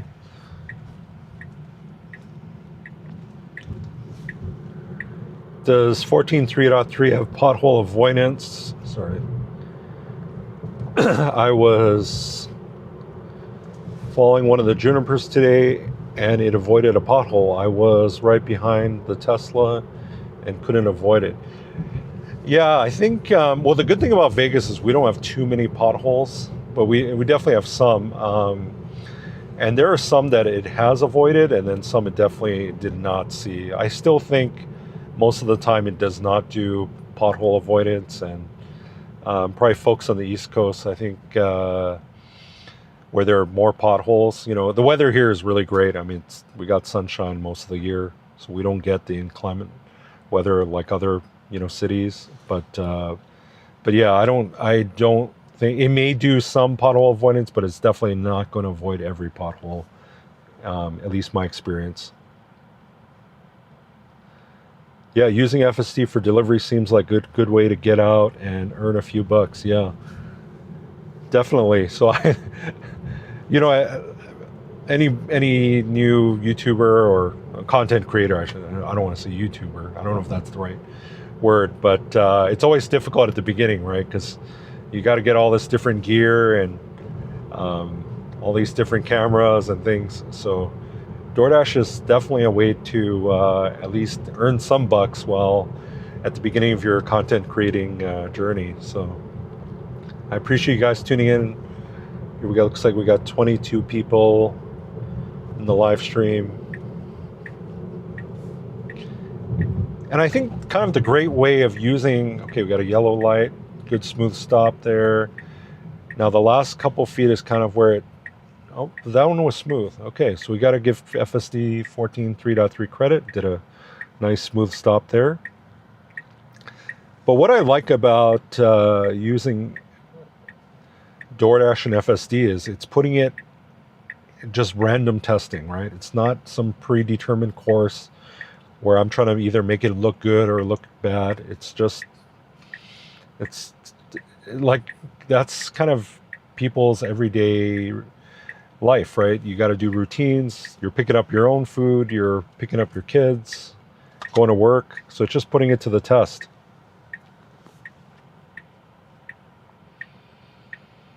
Hey, Jeff, doing well. Thank you for joining us. I think you were on with us on Friday for that crazy Sephora delivery that we had. Not going to the strip today for sure. Definitely don't need that stress in my life today.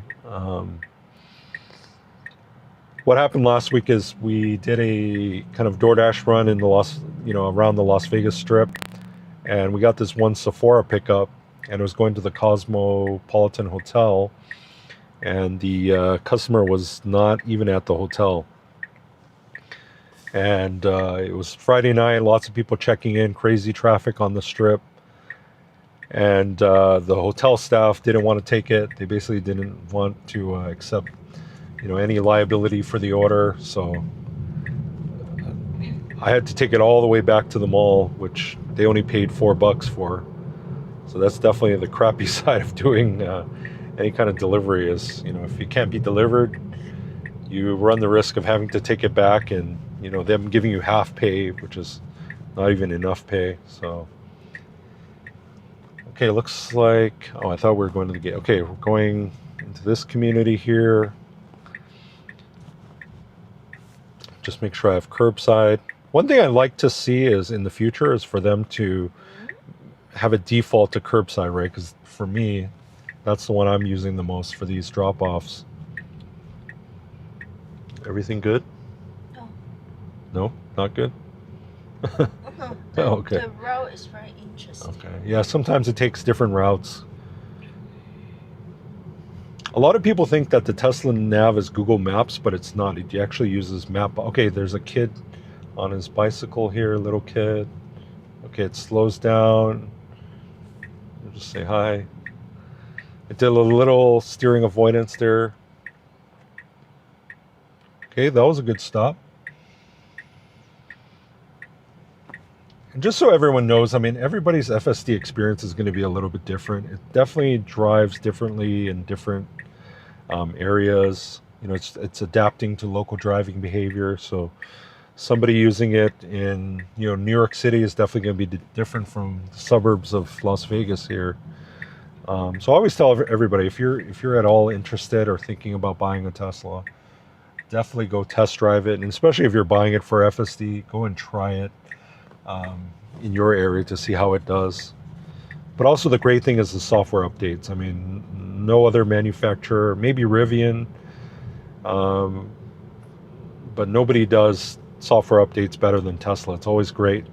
It's like a kid on Christmas Day. That's kind of the fun of it. I love when there's a new version, testing it out, even if there's some regressions in some areas. I always like to just, it's kind of the hunt to see what it does better or worse. Are we okay? It looks like we just drove through that neighborhood, but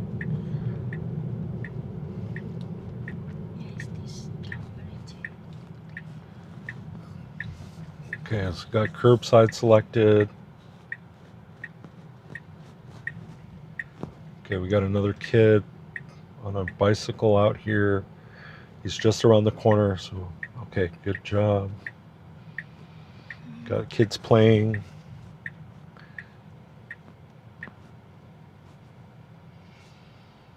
Okay, That one. which one in front? Okay, I'll just let it come to. I'm just gonna, this one? This house? Yeah. Okay, I'll just move. Okay, I just don't want to be blocking that person's driveway. Oh, is that his food? No, it's not that food. Oh, okay. He's looking super eager. I know. The kids are like waiting. I thought they were waiting for their food. Okay.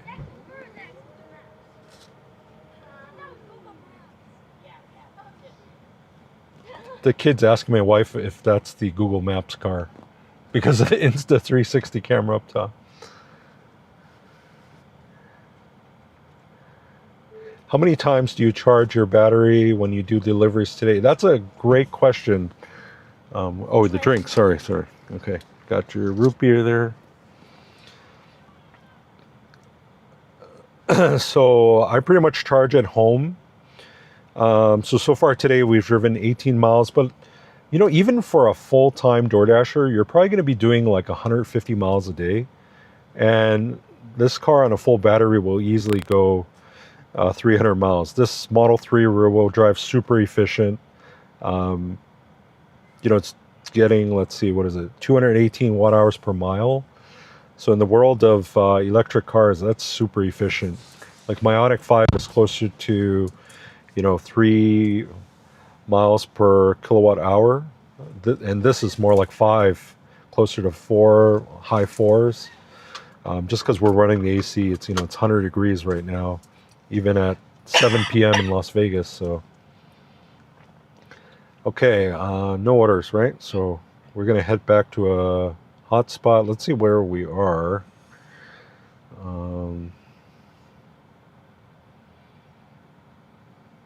Okay, let's go to Jollibee. That's sometimes a good hotspot.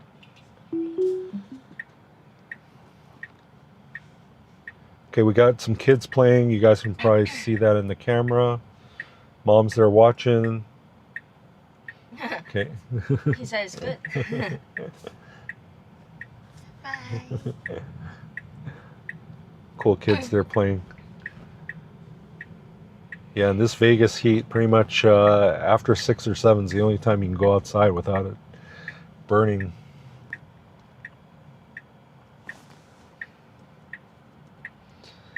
Tesla demo drives are really great. Yeah, I encourage everybody, because the great thing about Tesla is you don't have to deal with those pesky sales folks. So right before I bought this car, I had at that time we just had the Ioniq 5 and Rivian, so I was like pretty much going there every couple of days at the self-drive demo place, and I would just scan the QR code, scan your license, and you could take the car for an hour at a time every time. So what platform do you use to stream with the overlay? So cool. Yeah, I'm using OBS.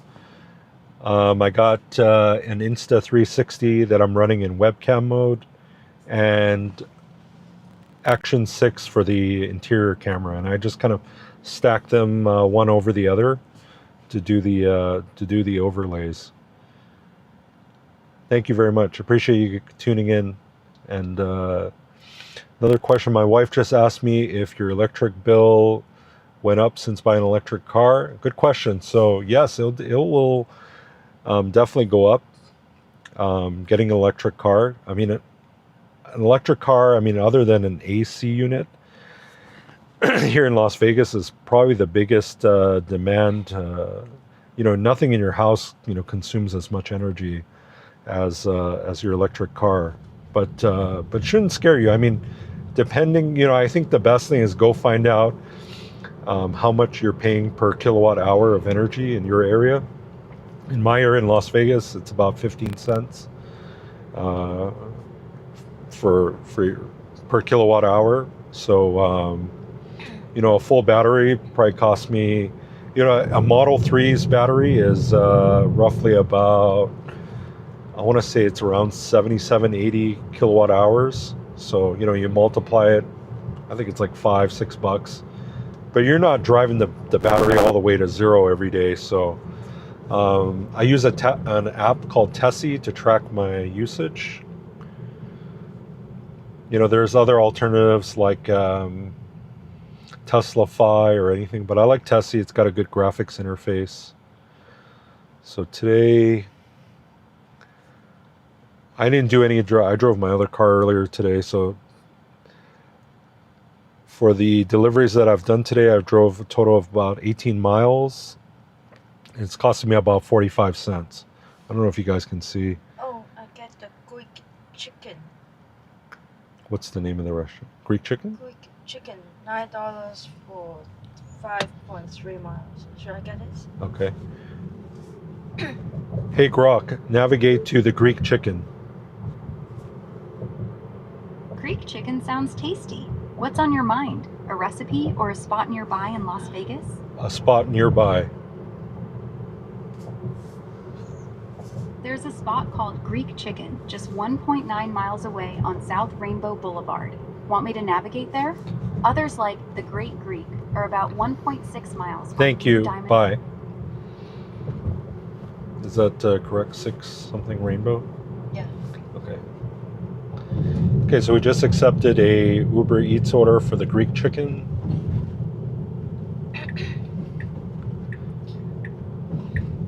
So sorry, go back to the question about how much it costs. So for me driving 18 miles today, it would cost me just 45 cents. And then if I had, you know, a similar ICE or gas car, it would cost me about $3.90 in gas. So, but that's just for 18 miles. You know, if you did more driving, I would say, you know, expect for if you're driving kind of the average, you know, like the average person drives what, maybe anywhere from 10 to 15,000 miles. I would say expect your electric bill to maybe be like a tank of gas every month.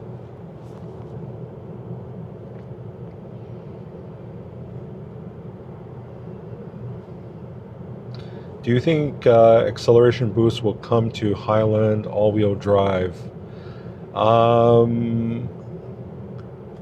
see, I was kind of okay. I'm still getting to pay attention to her. I don't know if it's because I'm wearing sunglasses.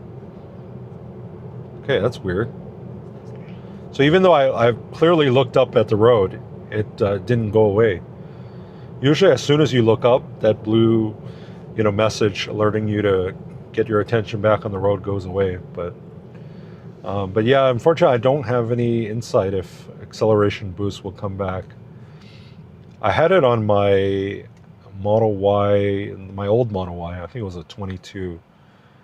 That was kind of a nice medium between. It's kind of like if you guys are into like AMG or M, it's kind of like an M Light or AMG Light, I call it. You know, like a C43 or M340, where at least the suspension's a little bit more compliant than a performance car. But now the Juniper Performance, I think, has really comfy suspension, so it's not like a trade-off to go for a performance anymore. But it's a nice middle, you know, for $1,000. So I hope it comes to Highland all-wheel drive, but I don't have any inside info about that.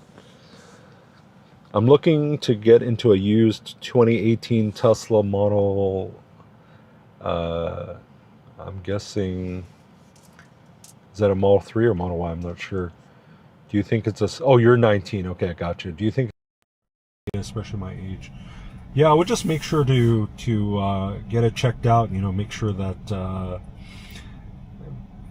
and it really depends on the mileage. You know, how many, because as you start to get past 100,000 miles, I would start to get concerned about the battery. Just know, you know, there is going to be some degradation with any used Tesla, even one with low mileage. You're just the fact that you're charging the battery, discharging, recharging, that does degrade, you know, the cells. So just know, you know, instead of having, you know, the full range like this one, the EPA, you know, let's see, will do 271, but once you get higher in the mileage, your degradation is probably going to be somewhere in the 80 to 90% range. So you're going to lose anywhere from 10 to 20% range. So keep that in mind when buying a used EV, especially folks who buying one that has a smaller battery, right? Like if you're buying the older Model 3 with the standard battery, that one it's definitely have less range than it was at new, but definitely factor that in if you're going to be driving a lot every day. But the biggest thing I would recommend is definitely figure out your charging situation. If you're going to be relying on superchargers, that can get old pretty quick. I did it for a while when I lived in a condo. I think it's there. The red one. Okay, good. But check this out, guys. I mean, I like talking to you guys. I mean, FSD is doing all the driving. That to me is just amazing that I can do that. Okay, so the restaurant's to the left. Let's see. It looking like it wants to back up in one of these spots. Yeah. Okay, not a terrible parking. Do you like this one, or you want me to move a little closer? No, this one is okay. Okay. Okay, well, she's gonna go grab the order.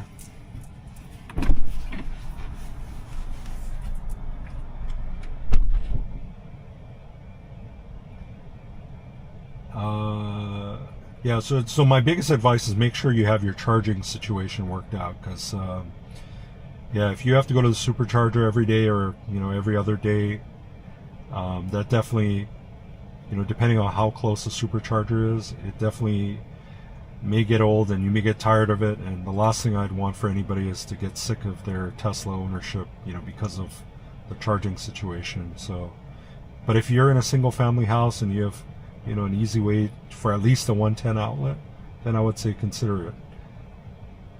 Yeah, the warning, I'm not sure. That's kind of the first time that I noticed that I had to actually touch the wheel. Like it wasn't, but the sun was kind of right in,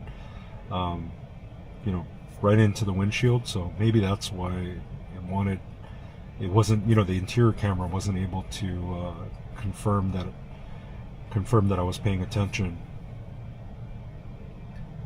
What would be a nice area around Vegas for a young professional to live in? I would say definitely the west part of the city. So anything from the northwest to Summerlin to the southwest. Henderson's a great area. Pretty much in Las Vegas, you definitely kind of just want to stay away from the area north of the Strip. I mean, even now, North Las Vegas is pretty nice. But the area north of downtown Vegas can kind of be a bit dodgy, so I'd definitely avoid that area. And anywhere around the Strip is probably not a good area for a young person to live in. Currently live in SoCal. Okay, so you're pretty close. Do you come to Vegas often? Vegas is a pretty popular weekend getaway for folks in SoCal. Would only using superchargers be cheaper than gas still? To be honest, it's probably pretty even. If you're talking about the same type of car, like a small compact sedan, I would say cost, I wouldn't do it if you're relying on supercharging. I wouldn't do it just for the cost. If you're looking to just save money, because I can kind of show you, like, let's say this supercharger here. Let's see, there's a supercharger around here. Got this one near Costco. Right now it's 53 cents. So if you were to charge the battery, 53 cents times, this is about an 80, let's say 75 kilowatt hour battery. That's $40. To do, conservatively 300 miles.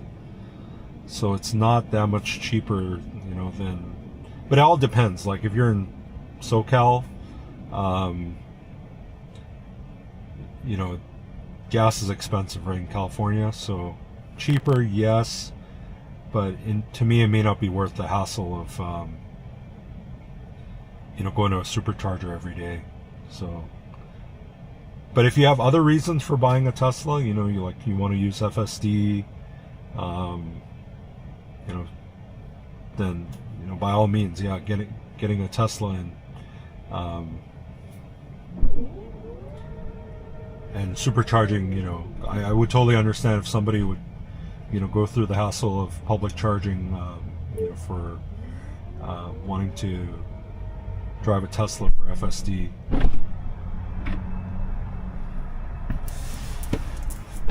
Jeff, 43 cents regular time and 23 cents a night in Salt Lake City. Okay.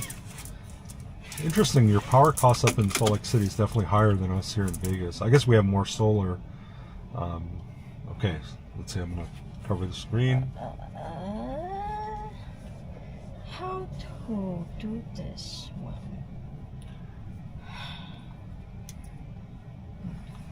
Is that, Jeff, is that for home charging or is that superchargers in Salt Lake?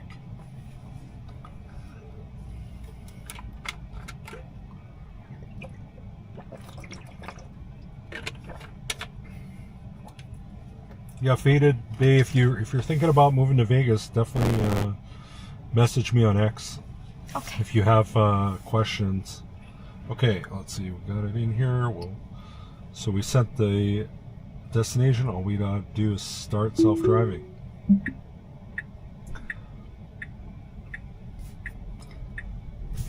So as long as there's no gates, no apartments, FSD will pretty much go from point A to point B without any needing, you know, for me to touch the steering wheel or touch the pedals. It'll do it all on its own.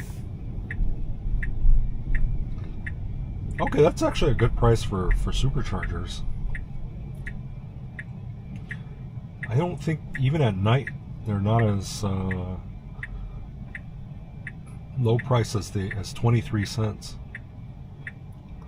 So you'll see this is very tricky. So FSD is an all camera based system. There's no radar, LiDAR. And right now you got the sun. Like for me as a human, like it's just, I can't see with it if I don't put my sunglasses on. Great job. So it pulls out to the first lane. Looks like it's gonna make a right here.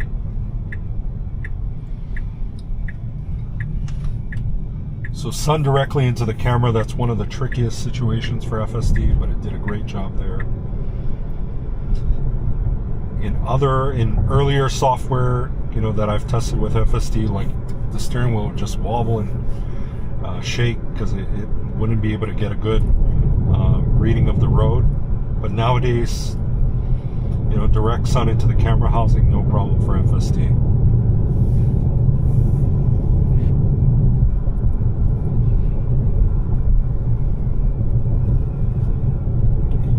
Is it my AirPods or is there loud buzzing every once in a while?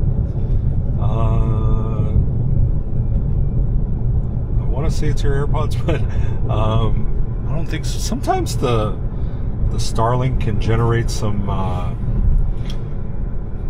frequency, like kind of low buzzing noise. I don't know if it's from it might be some interference from the Starlink. I apologize if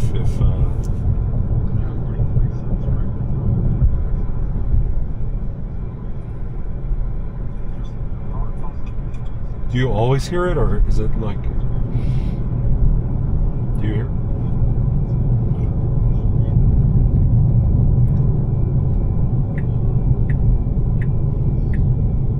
Is it like a high frequency noise? I apologize if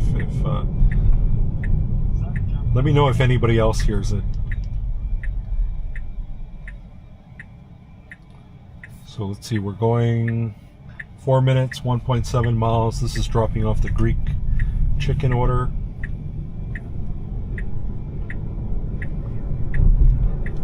Do you hear? No. Maybe it's the AirPods, but Thank you for bearing with the technical issues here. Tomorrow I need to take this car for service because I know I'm getting this pretty bad wind noise coming from this key power.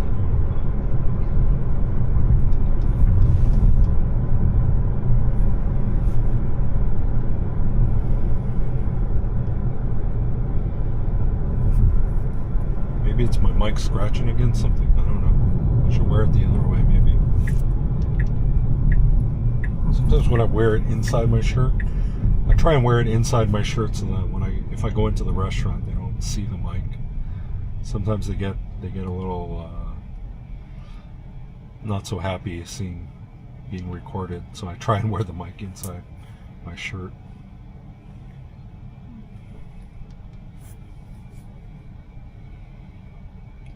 But yeah, always happy to answer any Tesla question you guys have.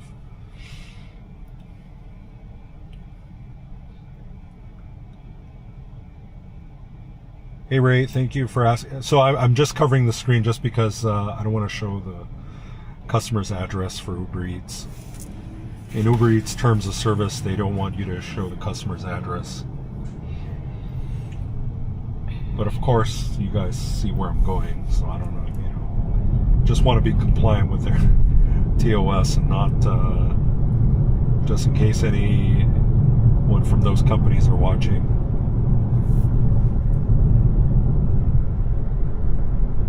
Yeah, anytime. Thank you for tuning in. It looks like the car does a pretty good job of getting around. Yeah, isn't it amazing? Like in 2026 we have a car that you can buy for not a crazy amount of money, right? Like I don't even know what. I think you can get a Model 3 in mid 30,000 range, and for $100 a month on top of it, the car will, practically drive itself. Is that an Uber Eats thing? Yeah, it's also for DoorDash. Same thing. They don't want you showing the address. So. I tried to watch some other like DoorDash live streams, and I see that people, show the route to the house. So, and then of course you have some who are more conservative that just show, just record themselves. But at least for this channel, the whole point is to show you guys the capabilities of FSD. So.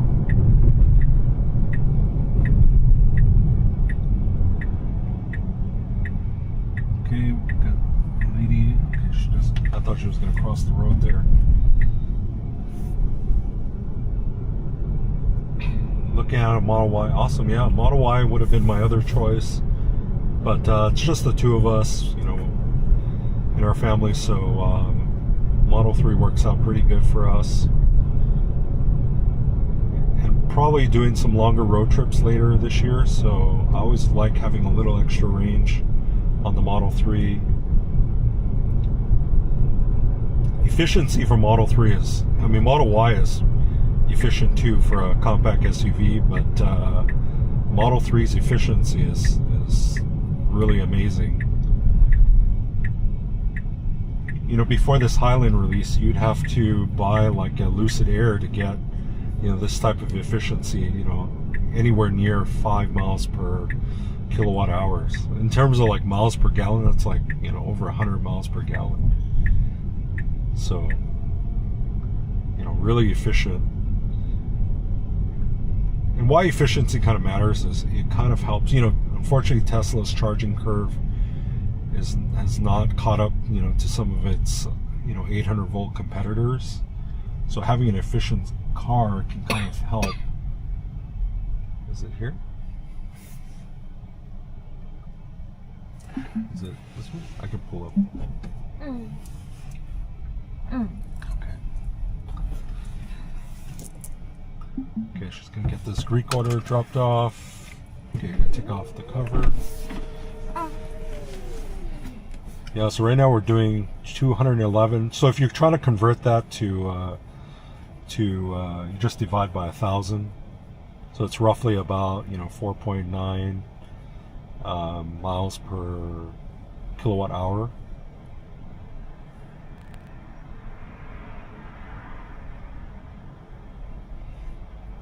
But yeah, road trips, like the road trip that I do most is from here to Los Angeles, and I pretty much just do one stop for about 10-15 minutes, and that gets me to Los Angeles with, you know, some battery, probably about 20-30% battery, so I can still drive around town. Like, I'm not panicking looking for a supercharger. So as far as my use case, I mean, the longest road trip that I do is about 200 to 300 miles in a day. LA is like 260 from Vegas, so for Tesla that's a pretty easy road trip.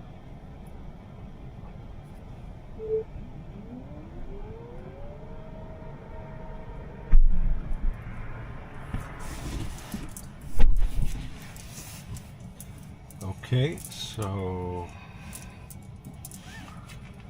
we'll go to another hotspot, look for another order. Let's go to Jollibee.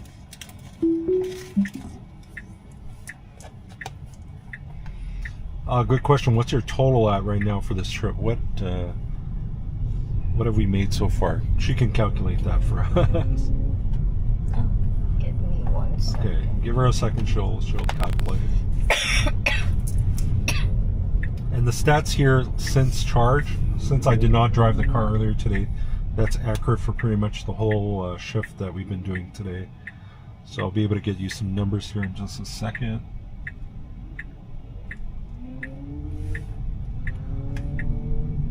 But yeah, from here to Los Angeles, kind of the road trip that I do the most, it's awesome because you pretty much just sit back and relax. It'll take you door to door from Las Vegas to Los Angeles. Regular wise at 0% financing, and premiums at 0.99%. With Tesla, match the 0% rate on the premium Y. Also, what's the benefit with giving out referrals? Is there a limit on the maximum referrals? Yeah, so as far as matching the rate, I think the closer you get to end of quarter, the better chance you might have. But Tesla's pretty, like, not very flexible. You know, with a traditional car dealership, you can kind of haggle and, you know, ask for, you know, rate matches and things like that. But I would say your best chance is, you know, talking to an advisor closer to end of quarter, because that's kind of your best chance to get any kind of match or deals. As far as referrals, I think it's a max 10 per year, is my understanding. The benefit for referral is the person buying the Tesla gets 3 months of FSD, and the person who's giving the referral, I think, gets $250 in, like, Tesla credits. Okay, hard stop on that yellow. I'd say it didn't do a good job of that one. It let's see here. Oh, total for this trip we're at 27-ish bucks. So we've been going for about, I would say, an hour 30. So not super good today. That's like what, 16 bucks an hour. What is that? You got an order? Oh, didn't see it. Yeah, efficiency. That's something people rarely talk about. In my country, I see BYD cars, but some of their SUVs are electron guzzlers. Yeah, it's like V8s, right? Like, it's like a V12, and it's something like 4 kilometers kg 1 hour. Yeah, it's like 2. Yeah. So I have some other EV, you know, 2.5 miles. Let's see. Yeah, like the other EV that I have is an Ioniq 5. That one gets closer to, you know, 3 miles per kilowatt hour. So, you know, roughly 1.5. Okay, we got a green light. For some reason, it didn't immediately go there.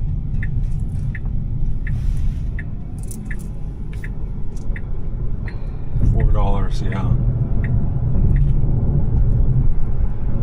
$4, yeah. Jeff, yeah, I'm working for peanuts here. It's terrible. But it's okay. We're having fun hanging out on the live stream. At least the DoorDashing buys me a dinner, so. But it's just fun to hang out with other like-minded people and, you know, talking about a subject that we all are interested in. So that's always fun. Yeah, efficiency is definitely something that's not talked about more, because kind of the trend is to just stuff a bigger battery into the car, but you know, everybody talks about having, you know, wanting more range, so it's like a balance, right? Because just like a gas car, you can put a bigger tank, right? If you got a truck, you know, diesel truck, you can put a, you know, add on another tank, but what about efficiency, right? Because the lighter the car, the better the driving dynamics are going to be. So if you keep just putting a heavier and heavier battery, that's you're going to have to, there's going to be more tire wear. You have to increase the spring rate, you know, and the suspension. So putting a bigger battery is not always the solution for more range. It's a balance between efficiency and battery. Can FSD for passenger Uber be more profitable? Yes, I think it can be. I do have a friend who uses a Model Y Standard, but sometimes it's not always great either. Because what I notice with food delivery, they tend to tip more. Uber rides, they tend to not tip as much, but you get more base pay. So, but I think overall, yeah, you can. But I just don't like driving people around, so it's not for me as far as passengers. So it's coming up around 7:41 here in Las Vegas. We'll probably do one more order before ending the live stream here. So we'll see what else we get.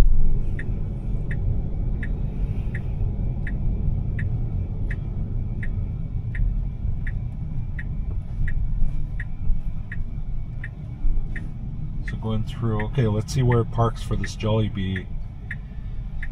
We don't have any order, we're just kind of driving around looking for an order.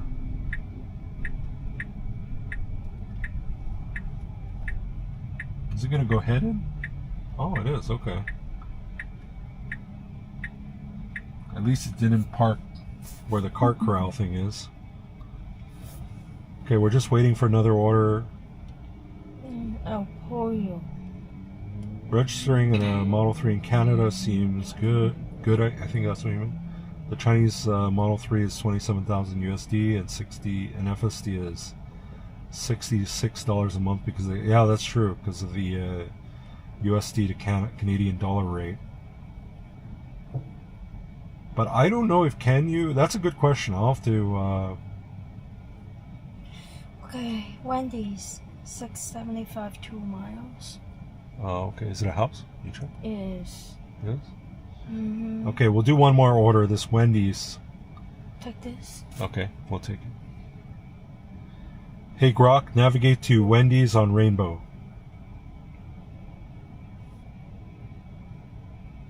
Did you mean Rainbow Gardens on West Charleston Boulevard? About 8.4 No, miles? I meant Wendy's, the fast food restaurant, not weddings. Oh, okay. There Got it. Wendy's on South Rainbow Boulevard, just 0.8 miles away. Navigate there. Okay, we're headed to. Mine is 1.77 miles. Really? Where's yours? 7. Yeah, it should be that one. That's the one. Right?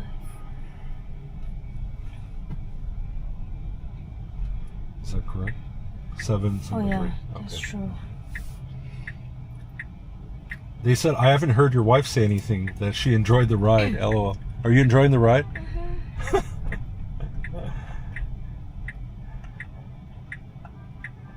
She's not a car person, so she doesn't have a lot of thoughts about FSD. But do you enjoy how FSD drives? Like, do you think it drives pretty well? Yes, Okay. better than me. She said it drives better than her. She's not much of one to drive, so.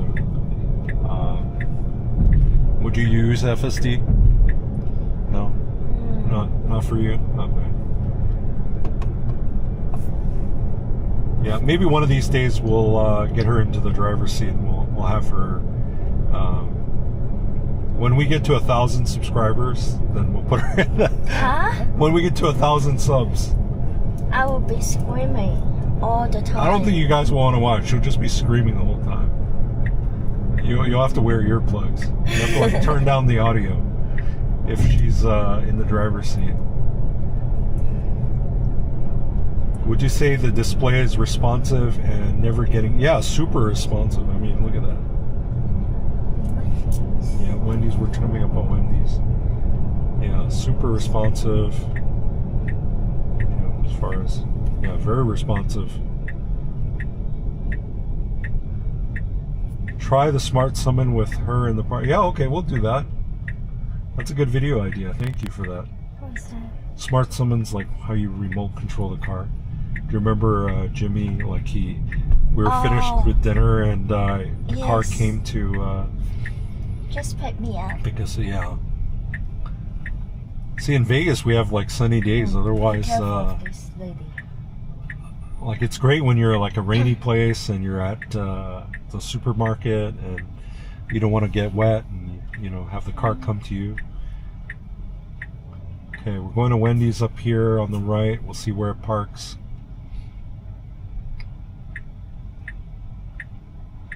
Okay, there's some spots right. It's kind of doing a better job today. I like this wrap. It's like Porsche Miami Blue.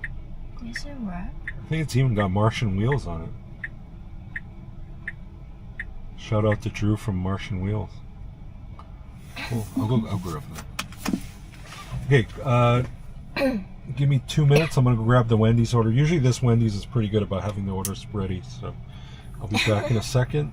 Oh, it's a DoorDash. In the meantime, let me know if you have any other questions while I go grab this.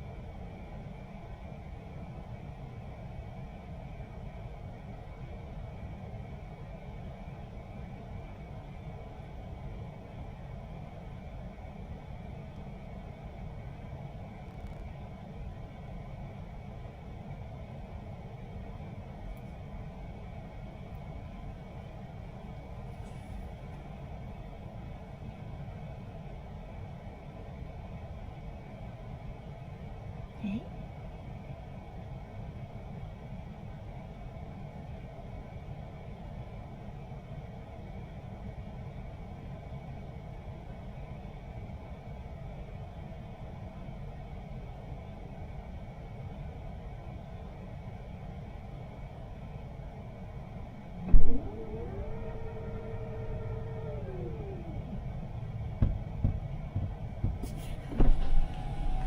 The bottom one, Mojo. The bottom one.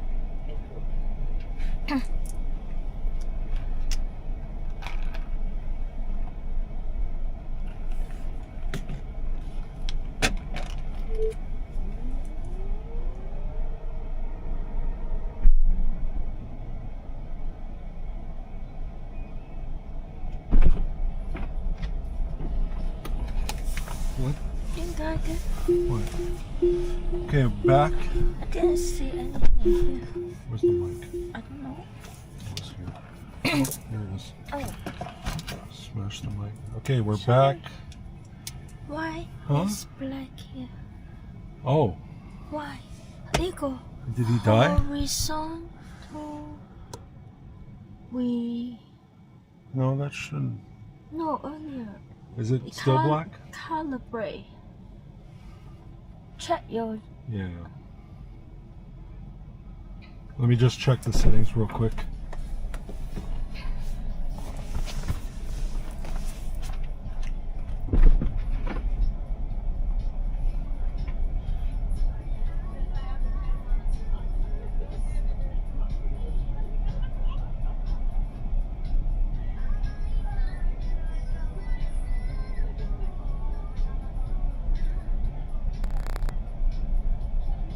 Yeah, I'm not sure. Why? Hello? Hello? Hello? Hello? I made. Hello?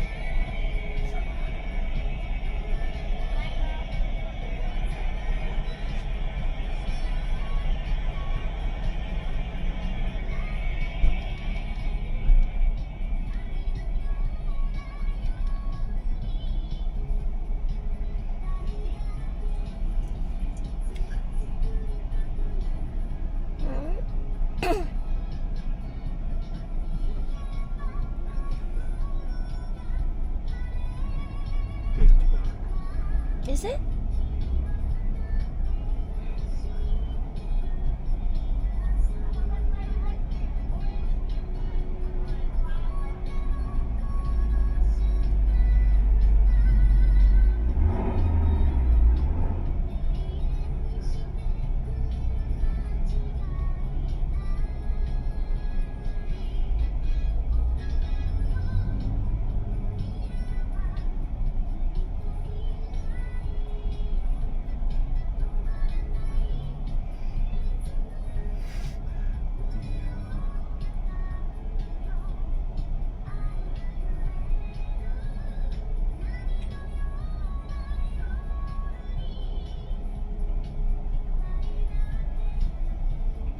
Two down. There you go. Okay, sorry for the technical. Hopefully everything's gonna.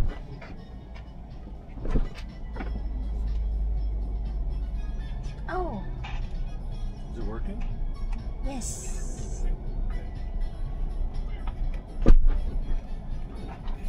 Okay, sorry guys.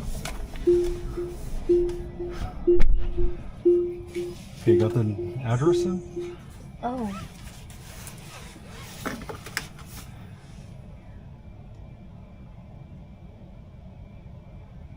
Okay, thank you guys. Sorry about that. I don't know why the Osmo kind of got cut out.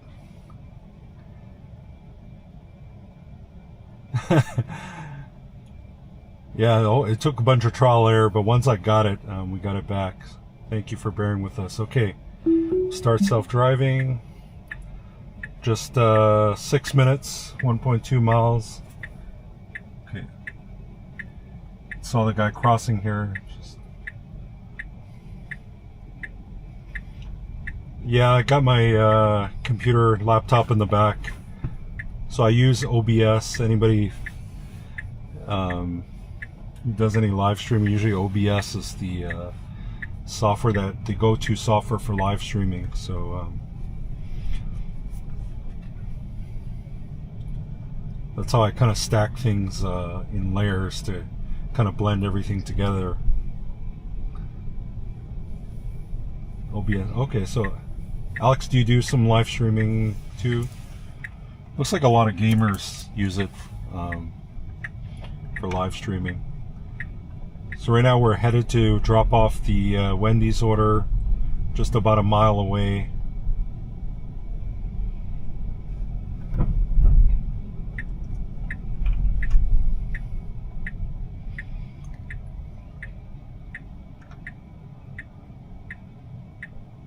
Wave recognition is nice, yeah. Industry standard, yeah. Yeah, I think, people use like StreamYard, but OBS is kind of what you need if you're trying to, incorporate different elements. 33 people. Thank you guys for joining. I'm blown away. This is the most number of people I've had in one live stream. This is probably only my fourth or fifth time live streaming, so I appreciate you from the bottom of my heart joining in. I never thought I'd have 30 human beings out there who would be interested in watching my content, so super thrilled.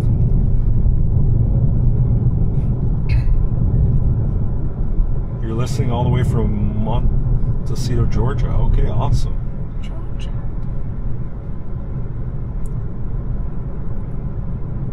And that's Georgia, the state, right? Not the country. I know there's Georgia, the country too, in Eastern Europe. Yep, I got Starlink Mini in the back. Unfortunately, in this part of Las Vegas, it's just the cell reception is just horrible. Like when I tried to live stream, love the clapping Roberta. You guys are awesome viewers. Appreciate the support. I mean, I like making the content. I just was like, is anybody gonna even watch this? So they even have more than 5 people watching. I'm just thrilled. Hello from Las Vegas. Hello from here from New York City. Back at you from Las Vegas. We love going to New York City. It's one of our favorite places to go. All the awesome restaurants and things to do. Okay, we're getting close to the drop-off. Just make sure I have curbside selected. What do you guys think? Are you guys, we got 32 people. I almost don't want to end the live stream yet. I feel like it's across the way. You want me to turn around? Or No, I can. you can? Okay. Yeah. She's going to go drop this off. I come back.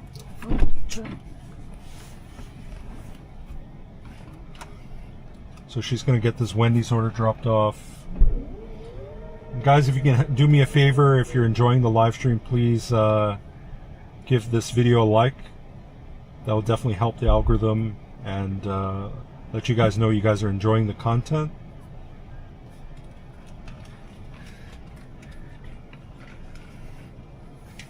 And subscribe for more. We'll definitely, do more live streams. I'll try and tomorrow I may have a loaner car, so I may be able to live stream. I don't know. I'll have to look into that. But yeah, I definitely want to try to live stream at least 2 to 3 times a week. Awesome. Thank you guys for all the kind words. I can walk. What a keeper. Yeah. Jeff, just between you and I, she doesn't always do that. So. Oh, did you see the red light go on there? That's anytime there's a car approaching, kind of lets you know that not to open your door. So that's a cool add-on. Next video, hopefully, I did shoot one the other day, but hopefully I'm gonna shoot for this weekend. I'm gonna definitely sit down and make sure to get editing, because I know not everybody can catch the live streams.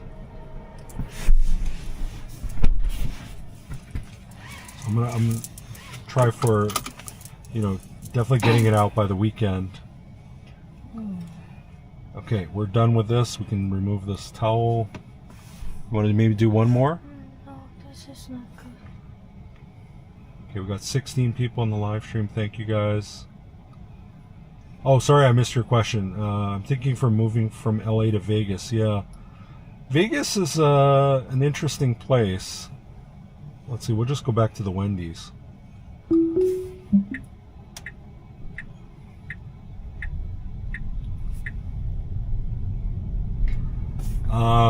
But yeah, I would say right now the job market, if depends what you're gonna, but right now the job market I hear is pretty tough because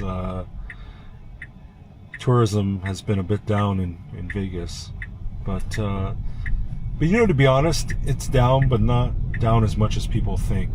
Like the statistics show, I think I heard yesterday the latest figures, it's down about 7%. So while it's down, it's still very busy on the Las Vegas Strip. But yeah, Vegas is awesome. If you don't mind a couple months of heat, I trade it for snow shoveling. We moved from the Pacific Northwest where it was cold and rainy, and she especially didn't really like the weather in the Pacific Northwest, so we came to sunny Las Vegas where it's to be honest, there's only a couple months where it's really above 100. Otherwise it's mostly 80 degrees, and then of course we have some colder weather in the winter, but otherwise can't really beat the weather. I mean, if you can stand the dry heat, which is I'll take it over humid heat any day, but otherwise it's pretty beautiful.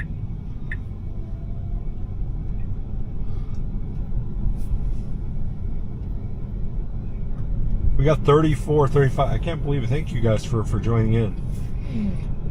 Let's do this. Let's do one more order. We'll try and catch one more order. Raisin cane you want? Do you want Raisin Canes, is it good? $9 for 6 months. Yeah, but if you have questions, do follow me on X. Same name, Autonomous Eats. Oh, wait. Happy to answer any questions offline too about Vegas. Okay, we've got a 4-way stop. What did it? It felt like it ran over something. Just make sure my tire pressures are good. Okay.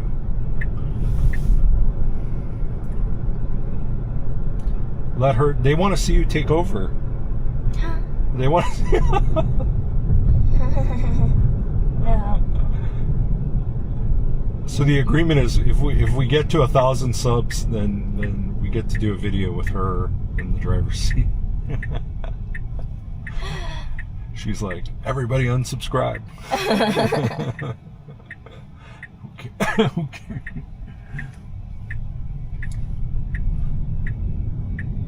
One of these days for sure, we'll definitely have to ease her into it. She's one where we gotta but it's an interesting use case, right? I mean, we probably all have friends or family in our lives who don't care for driving, but of course do need to get out, and that's definitely one thing FSD can help with.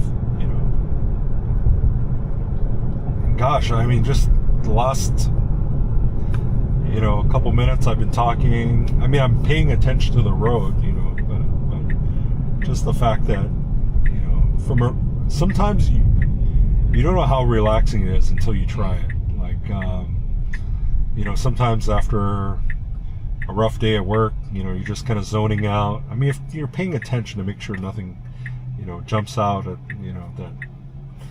that would put you or your passengers in a dangerous position, but otherwise you can pretty much zone out and just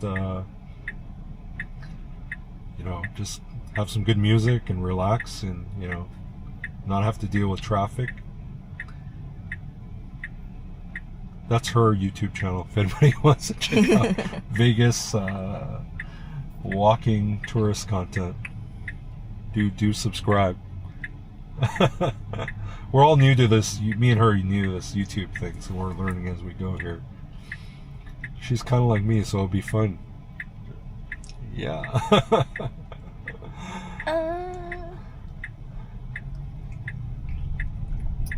Oh, let's recap. So as far as money is what are we at right now for money wise? $34.49. We're at $34. Yeah. Okay. So we've been going for about a little less than 2 hours. and we're at $34.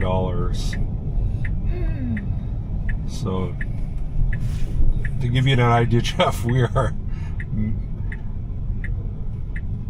just above the minimum wage in Nevada, which is $12.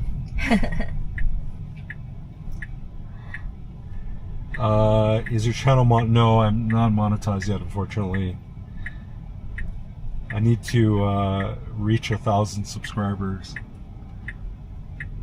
I think I'm getting close on watch time, but no, you guys can ask me anything, so don't worry.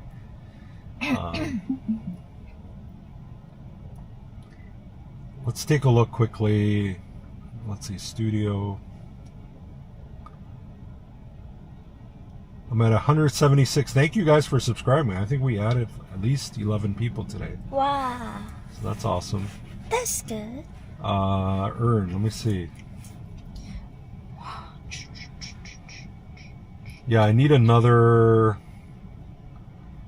watch hours. I'm at 1,100.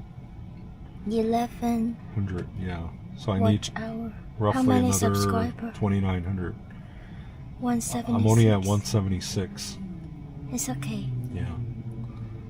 I have 299. But I hate pestering people to subscribe. So you know, I thank you, A1. I really appreciate you subscribing.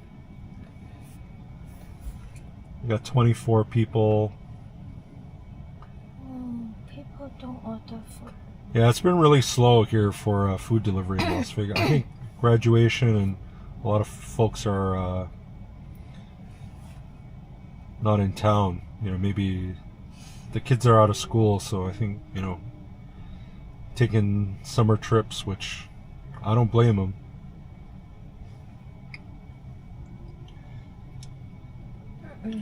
Nothing? No, they all send me to a supermarket.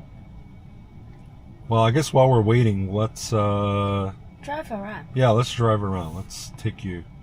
Drive to... Let's see. Let's go to. Let's look on a map. Let's go to Chipotle. Hey, Grok, take me to the nearest Chipotle. Navigating to the nearest Chipotle at 7,340 Arroyo Crossing Parkway in Las Vegas, 0.7 miles away. ETA about 5 minutes.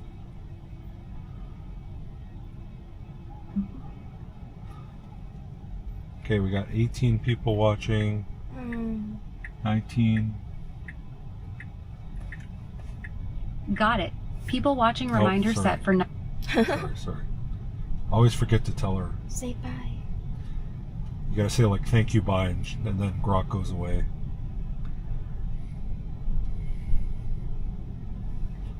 But yeah, as critical as I am about FSD, I mean, it's really incredible what it can do. All with just cameras, like no fancy sensors, no LiDAR, no radar. They used to have radar up until about 2022, I want to say. And around 23 is when Tesla got rid of radar and went 100% camera based.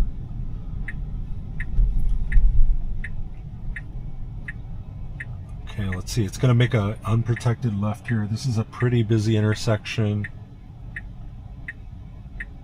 Got a car. Okay, it's clear. Good job. Got 20 people watching. True, the Waymo looks hideous. Yeah. We called it the hat. It's got like the hat on it. Thank you for. Thank you. That's you. Okay. They want more content from you than from me. I'm boring. But I don't know about cars. She says she doesn't know much about. You don't have to know about cars. Actually, you know, that's one of the great things about, you know, I watched this one channel. I forgot what channel it is. I'll tell you guys later. But I like seeing FSD reaction from just everyday people. Not, you know, to be honest. I mean, while I do watch, you know, some of the content from the guys like Dirty Tesla, Canada FSD, Chuck Cook, but I like getting feedback from just everyday folks, like what they think about it. Because, you know, one of the big issues is the subscribe rate, I think, is not as high as folks in the Tesla community, you know, I guess hope or, you know, what they think it would be, right? Like, why isn't the adoption higher? And I'm always curious to get feedback from everyday folks about, you know, hey, why aren't you, you know, considering a Tesla? Like, wouldn't you like a self-driving car? And people say, like, and the number one reaction is like, I don't know if I would trust it. And I tell those same folks, like, well, you trust like your Uber driver, right? Like, Oh, I got one very, very long drive. Long drive? Oh, but it's a no. Sorry, this not. It's a No, not good. Okay, apartment. that's an apartment. Okay. Yeah, we try to avoid apartments. I mean, It's getting dark. yeah, it's getting dark. Our helper. I hate scared. apartment. Yeah, she's scared. Okay? She's like, I'm scared. I scared. They said you don't need to knock. No pressure. It's okay. We'll get her to talk more. Okay, we have one. Is This is insane. Oh, okay, we got a guy pulling out here. Okay, good job, like, reacting here. Oh, okay, just decided to park here.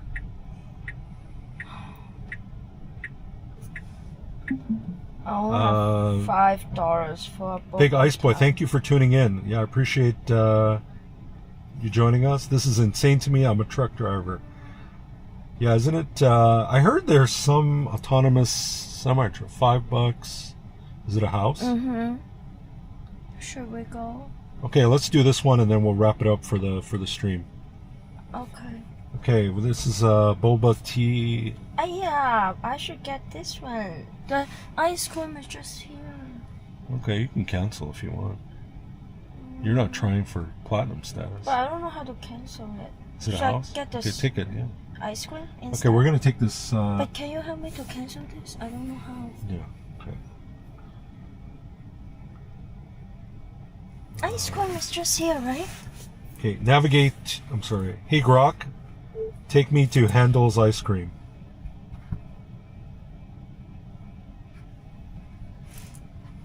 Navigating to Handel's Homemade Ice Cream and Yogurt on Arroyo Crossing Parkway, just 0.1 miles away, Okay. 3 minutes. It's open until 10 p.m. Okay. What should I pick? Okay. The reason? Dash ends soon? No, just say. I don't know, just whatever. It doesn't really matter. Sorry, we accepted one on DoorDash, but there was a better one on Uber Eats, so we're switching to the Uber Eats one. So we're picking up some ice cream now. It's not a high-paying one, but it's right here. So, and then we'll probably wrap up the live stream here. You just motivated me to start some content. Awesome, yeah. I'd love to see some A1 Academy. I'd love to see some content. Cybertruck's always interesting because trying to navigate, you know, some of these tight parking spaces. I mean, Cybertruck's awesome with, you know, rear wheel steer and everything through tight places. But I think you'd get a lot of views. I mean, doing content in Cybertruck.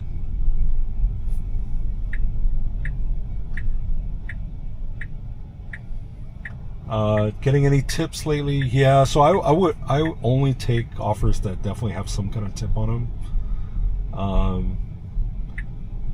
Like this one was a $4 order going 2 miles. Generally, I try to take at least something. Okay, let's see where it parks here. Okay, we'll let it park.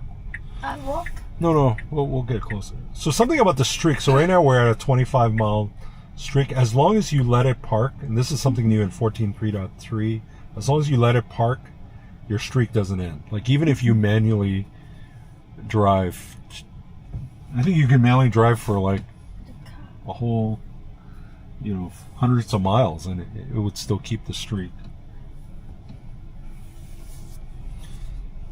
But I'm just gonna pull up closer to the restaurant or to the ice cream place here.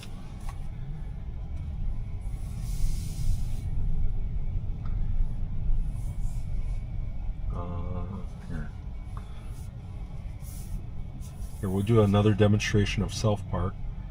So we'll get a spot here, we'll hit self-park.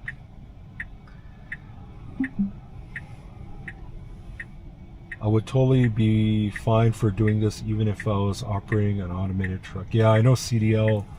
Is that because of CDL rules? I definitely know like CDL, you can't even have a radar detector, right? I heard all this self-driving can make you forget how to drive. Yeah.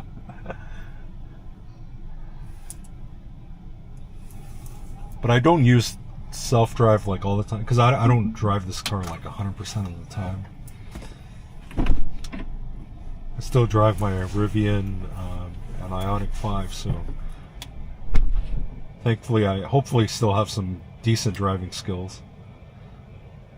But I guess it's like riding a bike, right? Even after years of not riding a bike, you don't really forget how to ride a bike. But I guess your skills get rusty. But Big Ice Boy, have you encountered any automated trucks? I think PACCAR was doing some kind of automated semi-testing. Cal rules are pushing inward-facing all cameras that are a big distraction to me. Oh, inward-facing AI cameras, and those AI cameras to watch you as a driver, making sure that you're not distracted.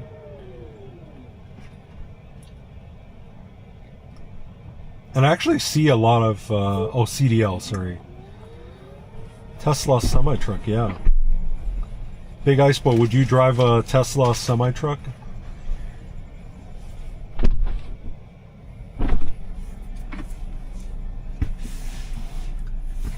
Okay, I'm just going to cover the screen. That's just because I don't want to show the customer's address.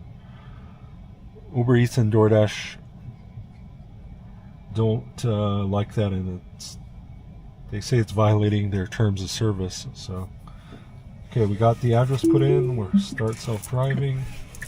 7 minutes. 7 minutes away. So this will probably be our last delivery for the night.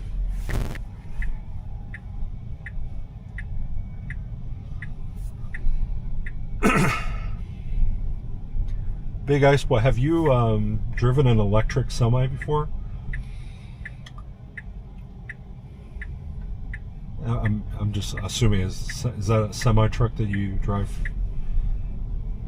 This is a big supercharger. They have some V3.5 pedestals. Okay, a little bit of that kind of aggressive braking for the last foot. It's kind of coming back again.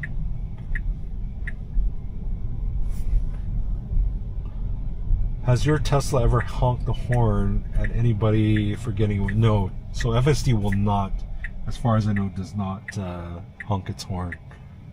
If it gets into a situation that it's kind of stuck, or it's feeling like, you know, there's a long wait, it will try and reverse itself, but it won't honk as of just yet.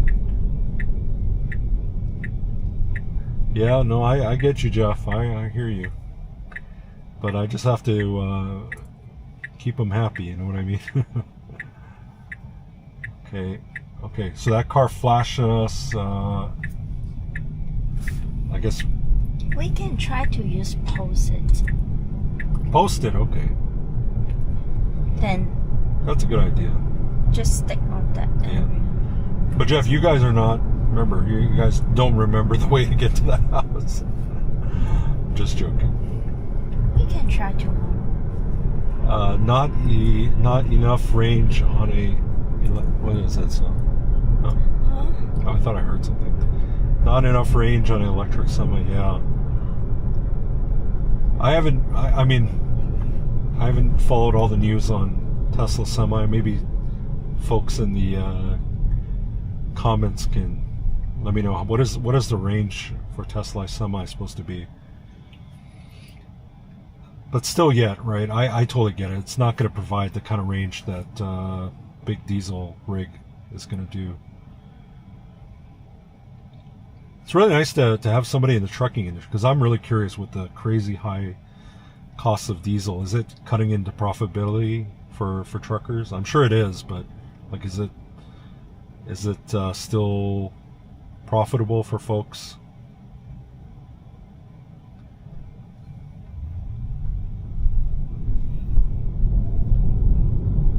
I like watching the trucker live stream. I watch this guy in Canada who like drives through the middle of the Canadian prairies in wintertime. He's got some balls of steel to drive through those wintry Canadian roads.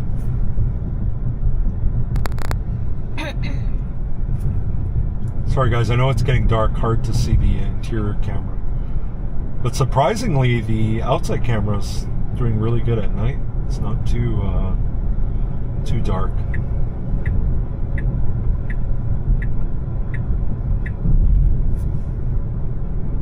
We might reach there if they don't tip. Yeah, you gotta. Jeff's gonna go get them for me. No, I'm joking. 300 miles for electric, but they do have automated. Okay, so the cars from the left have no stop sign. Okay, good behavior there. I liked how it kind of creeped forward. That was very natural. Sometimes it waits too long before getting going, and cars behind start honking because they think you're not paying attention or you're playing on your cell phone.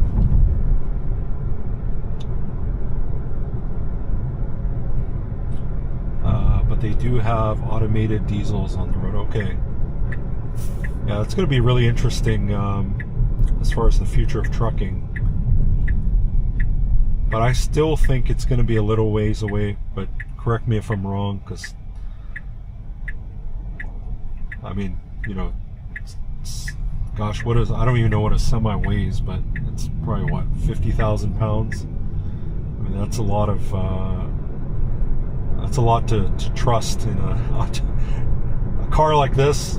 I mean, it's only like 5,000 pounds, right?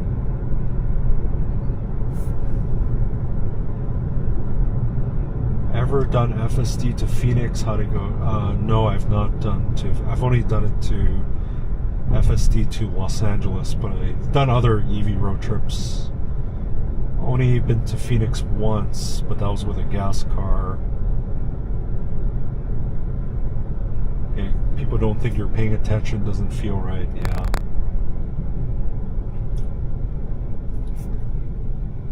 But,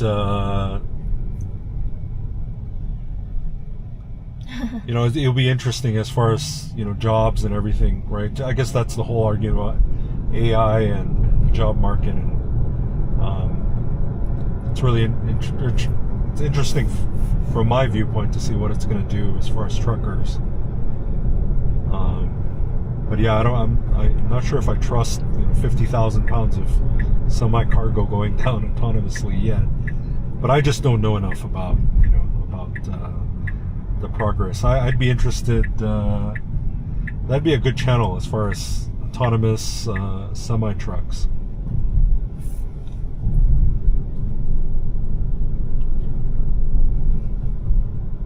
£80,000. Wow. Okay.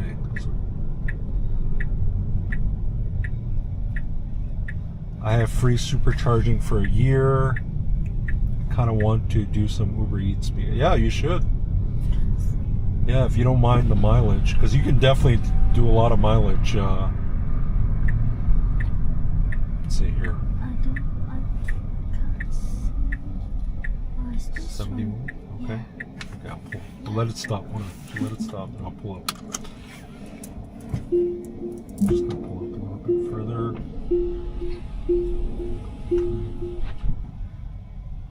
Okay, should get this last one dropped off. The ice cream. Oh, it's in the back seat. Oh, okay, should put it in the back. Have AC. Yeah, give it a shot. Let me know if how it goes. Come back and update us. You're in SoCal, right? If I'm not mistaken. So guys, this will be our last drop off. I really thank you guys for sticking with me and watching the content. Let me know in the comments if you guys have any video ideas, or if you guys want me to do something different. The next live stream will probably go on to the Las Vegas Strip.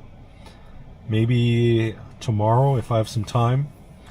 But yeah, definitely, you know, turn on your notifications. That will kind of let you know the next time we go online. Let's see. We'll get you the final numbers. Oh, let me see. So we've been online for, let's just say, about 2 hours. But the last one is pretty low. Here's my driving stats. It says 96% on self-driving, but I pretty much only use self-driving, so I feel like that's low.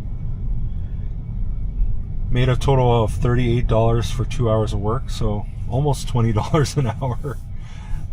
I feel like $20 an hour is what people would consider as average, you know, for this kind of work, but definitely can be lower on, you know, slower days. So yeah, make her drive on the. They really want to see you drive. No. They want to see you in the driver's seat. All right, we'll probably end it here, guys. Thank you for everyone for hanging out. Thank you. Yep, say thank. Thank you. Okay. Hopefully you guys heard her. Yep, we'll end it here. Have a great evening, guys, and we'll see you soon. Peace out.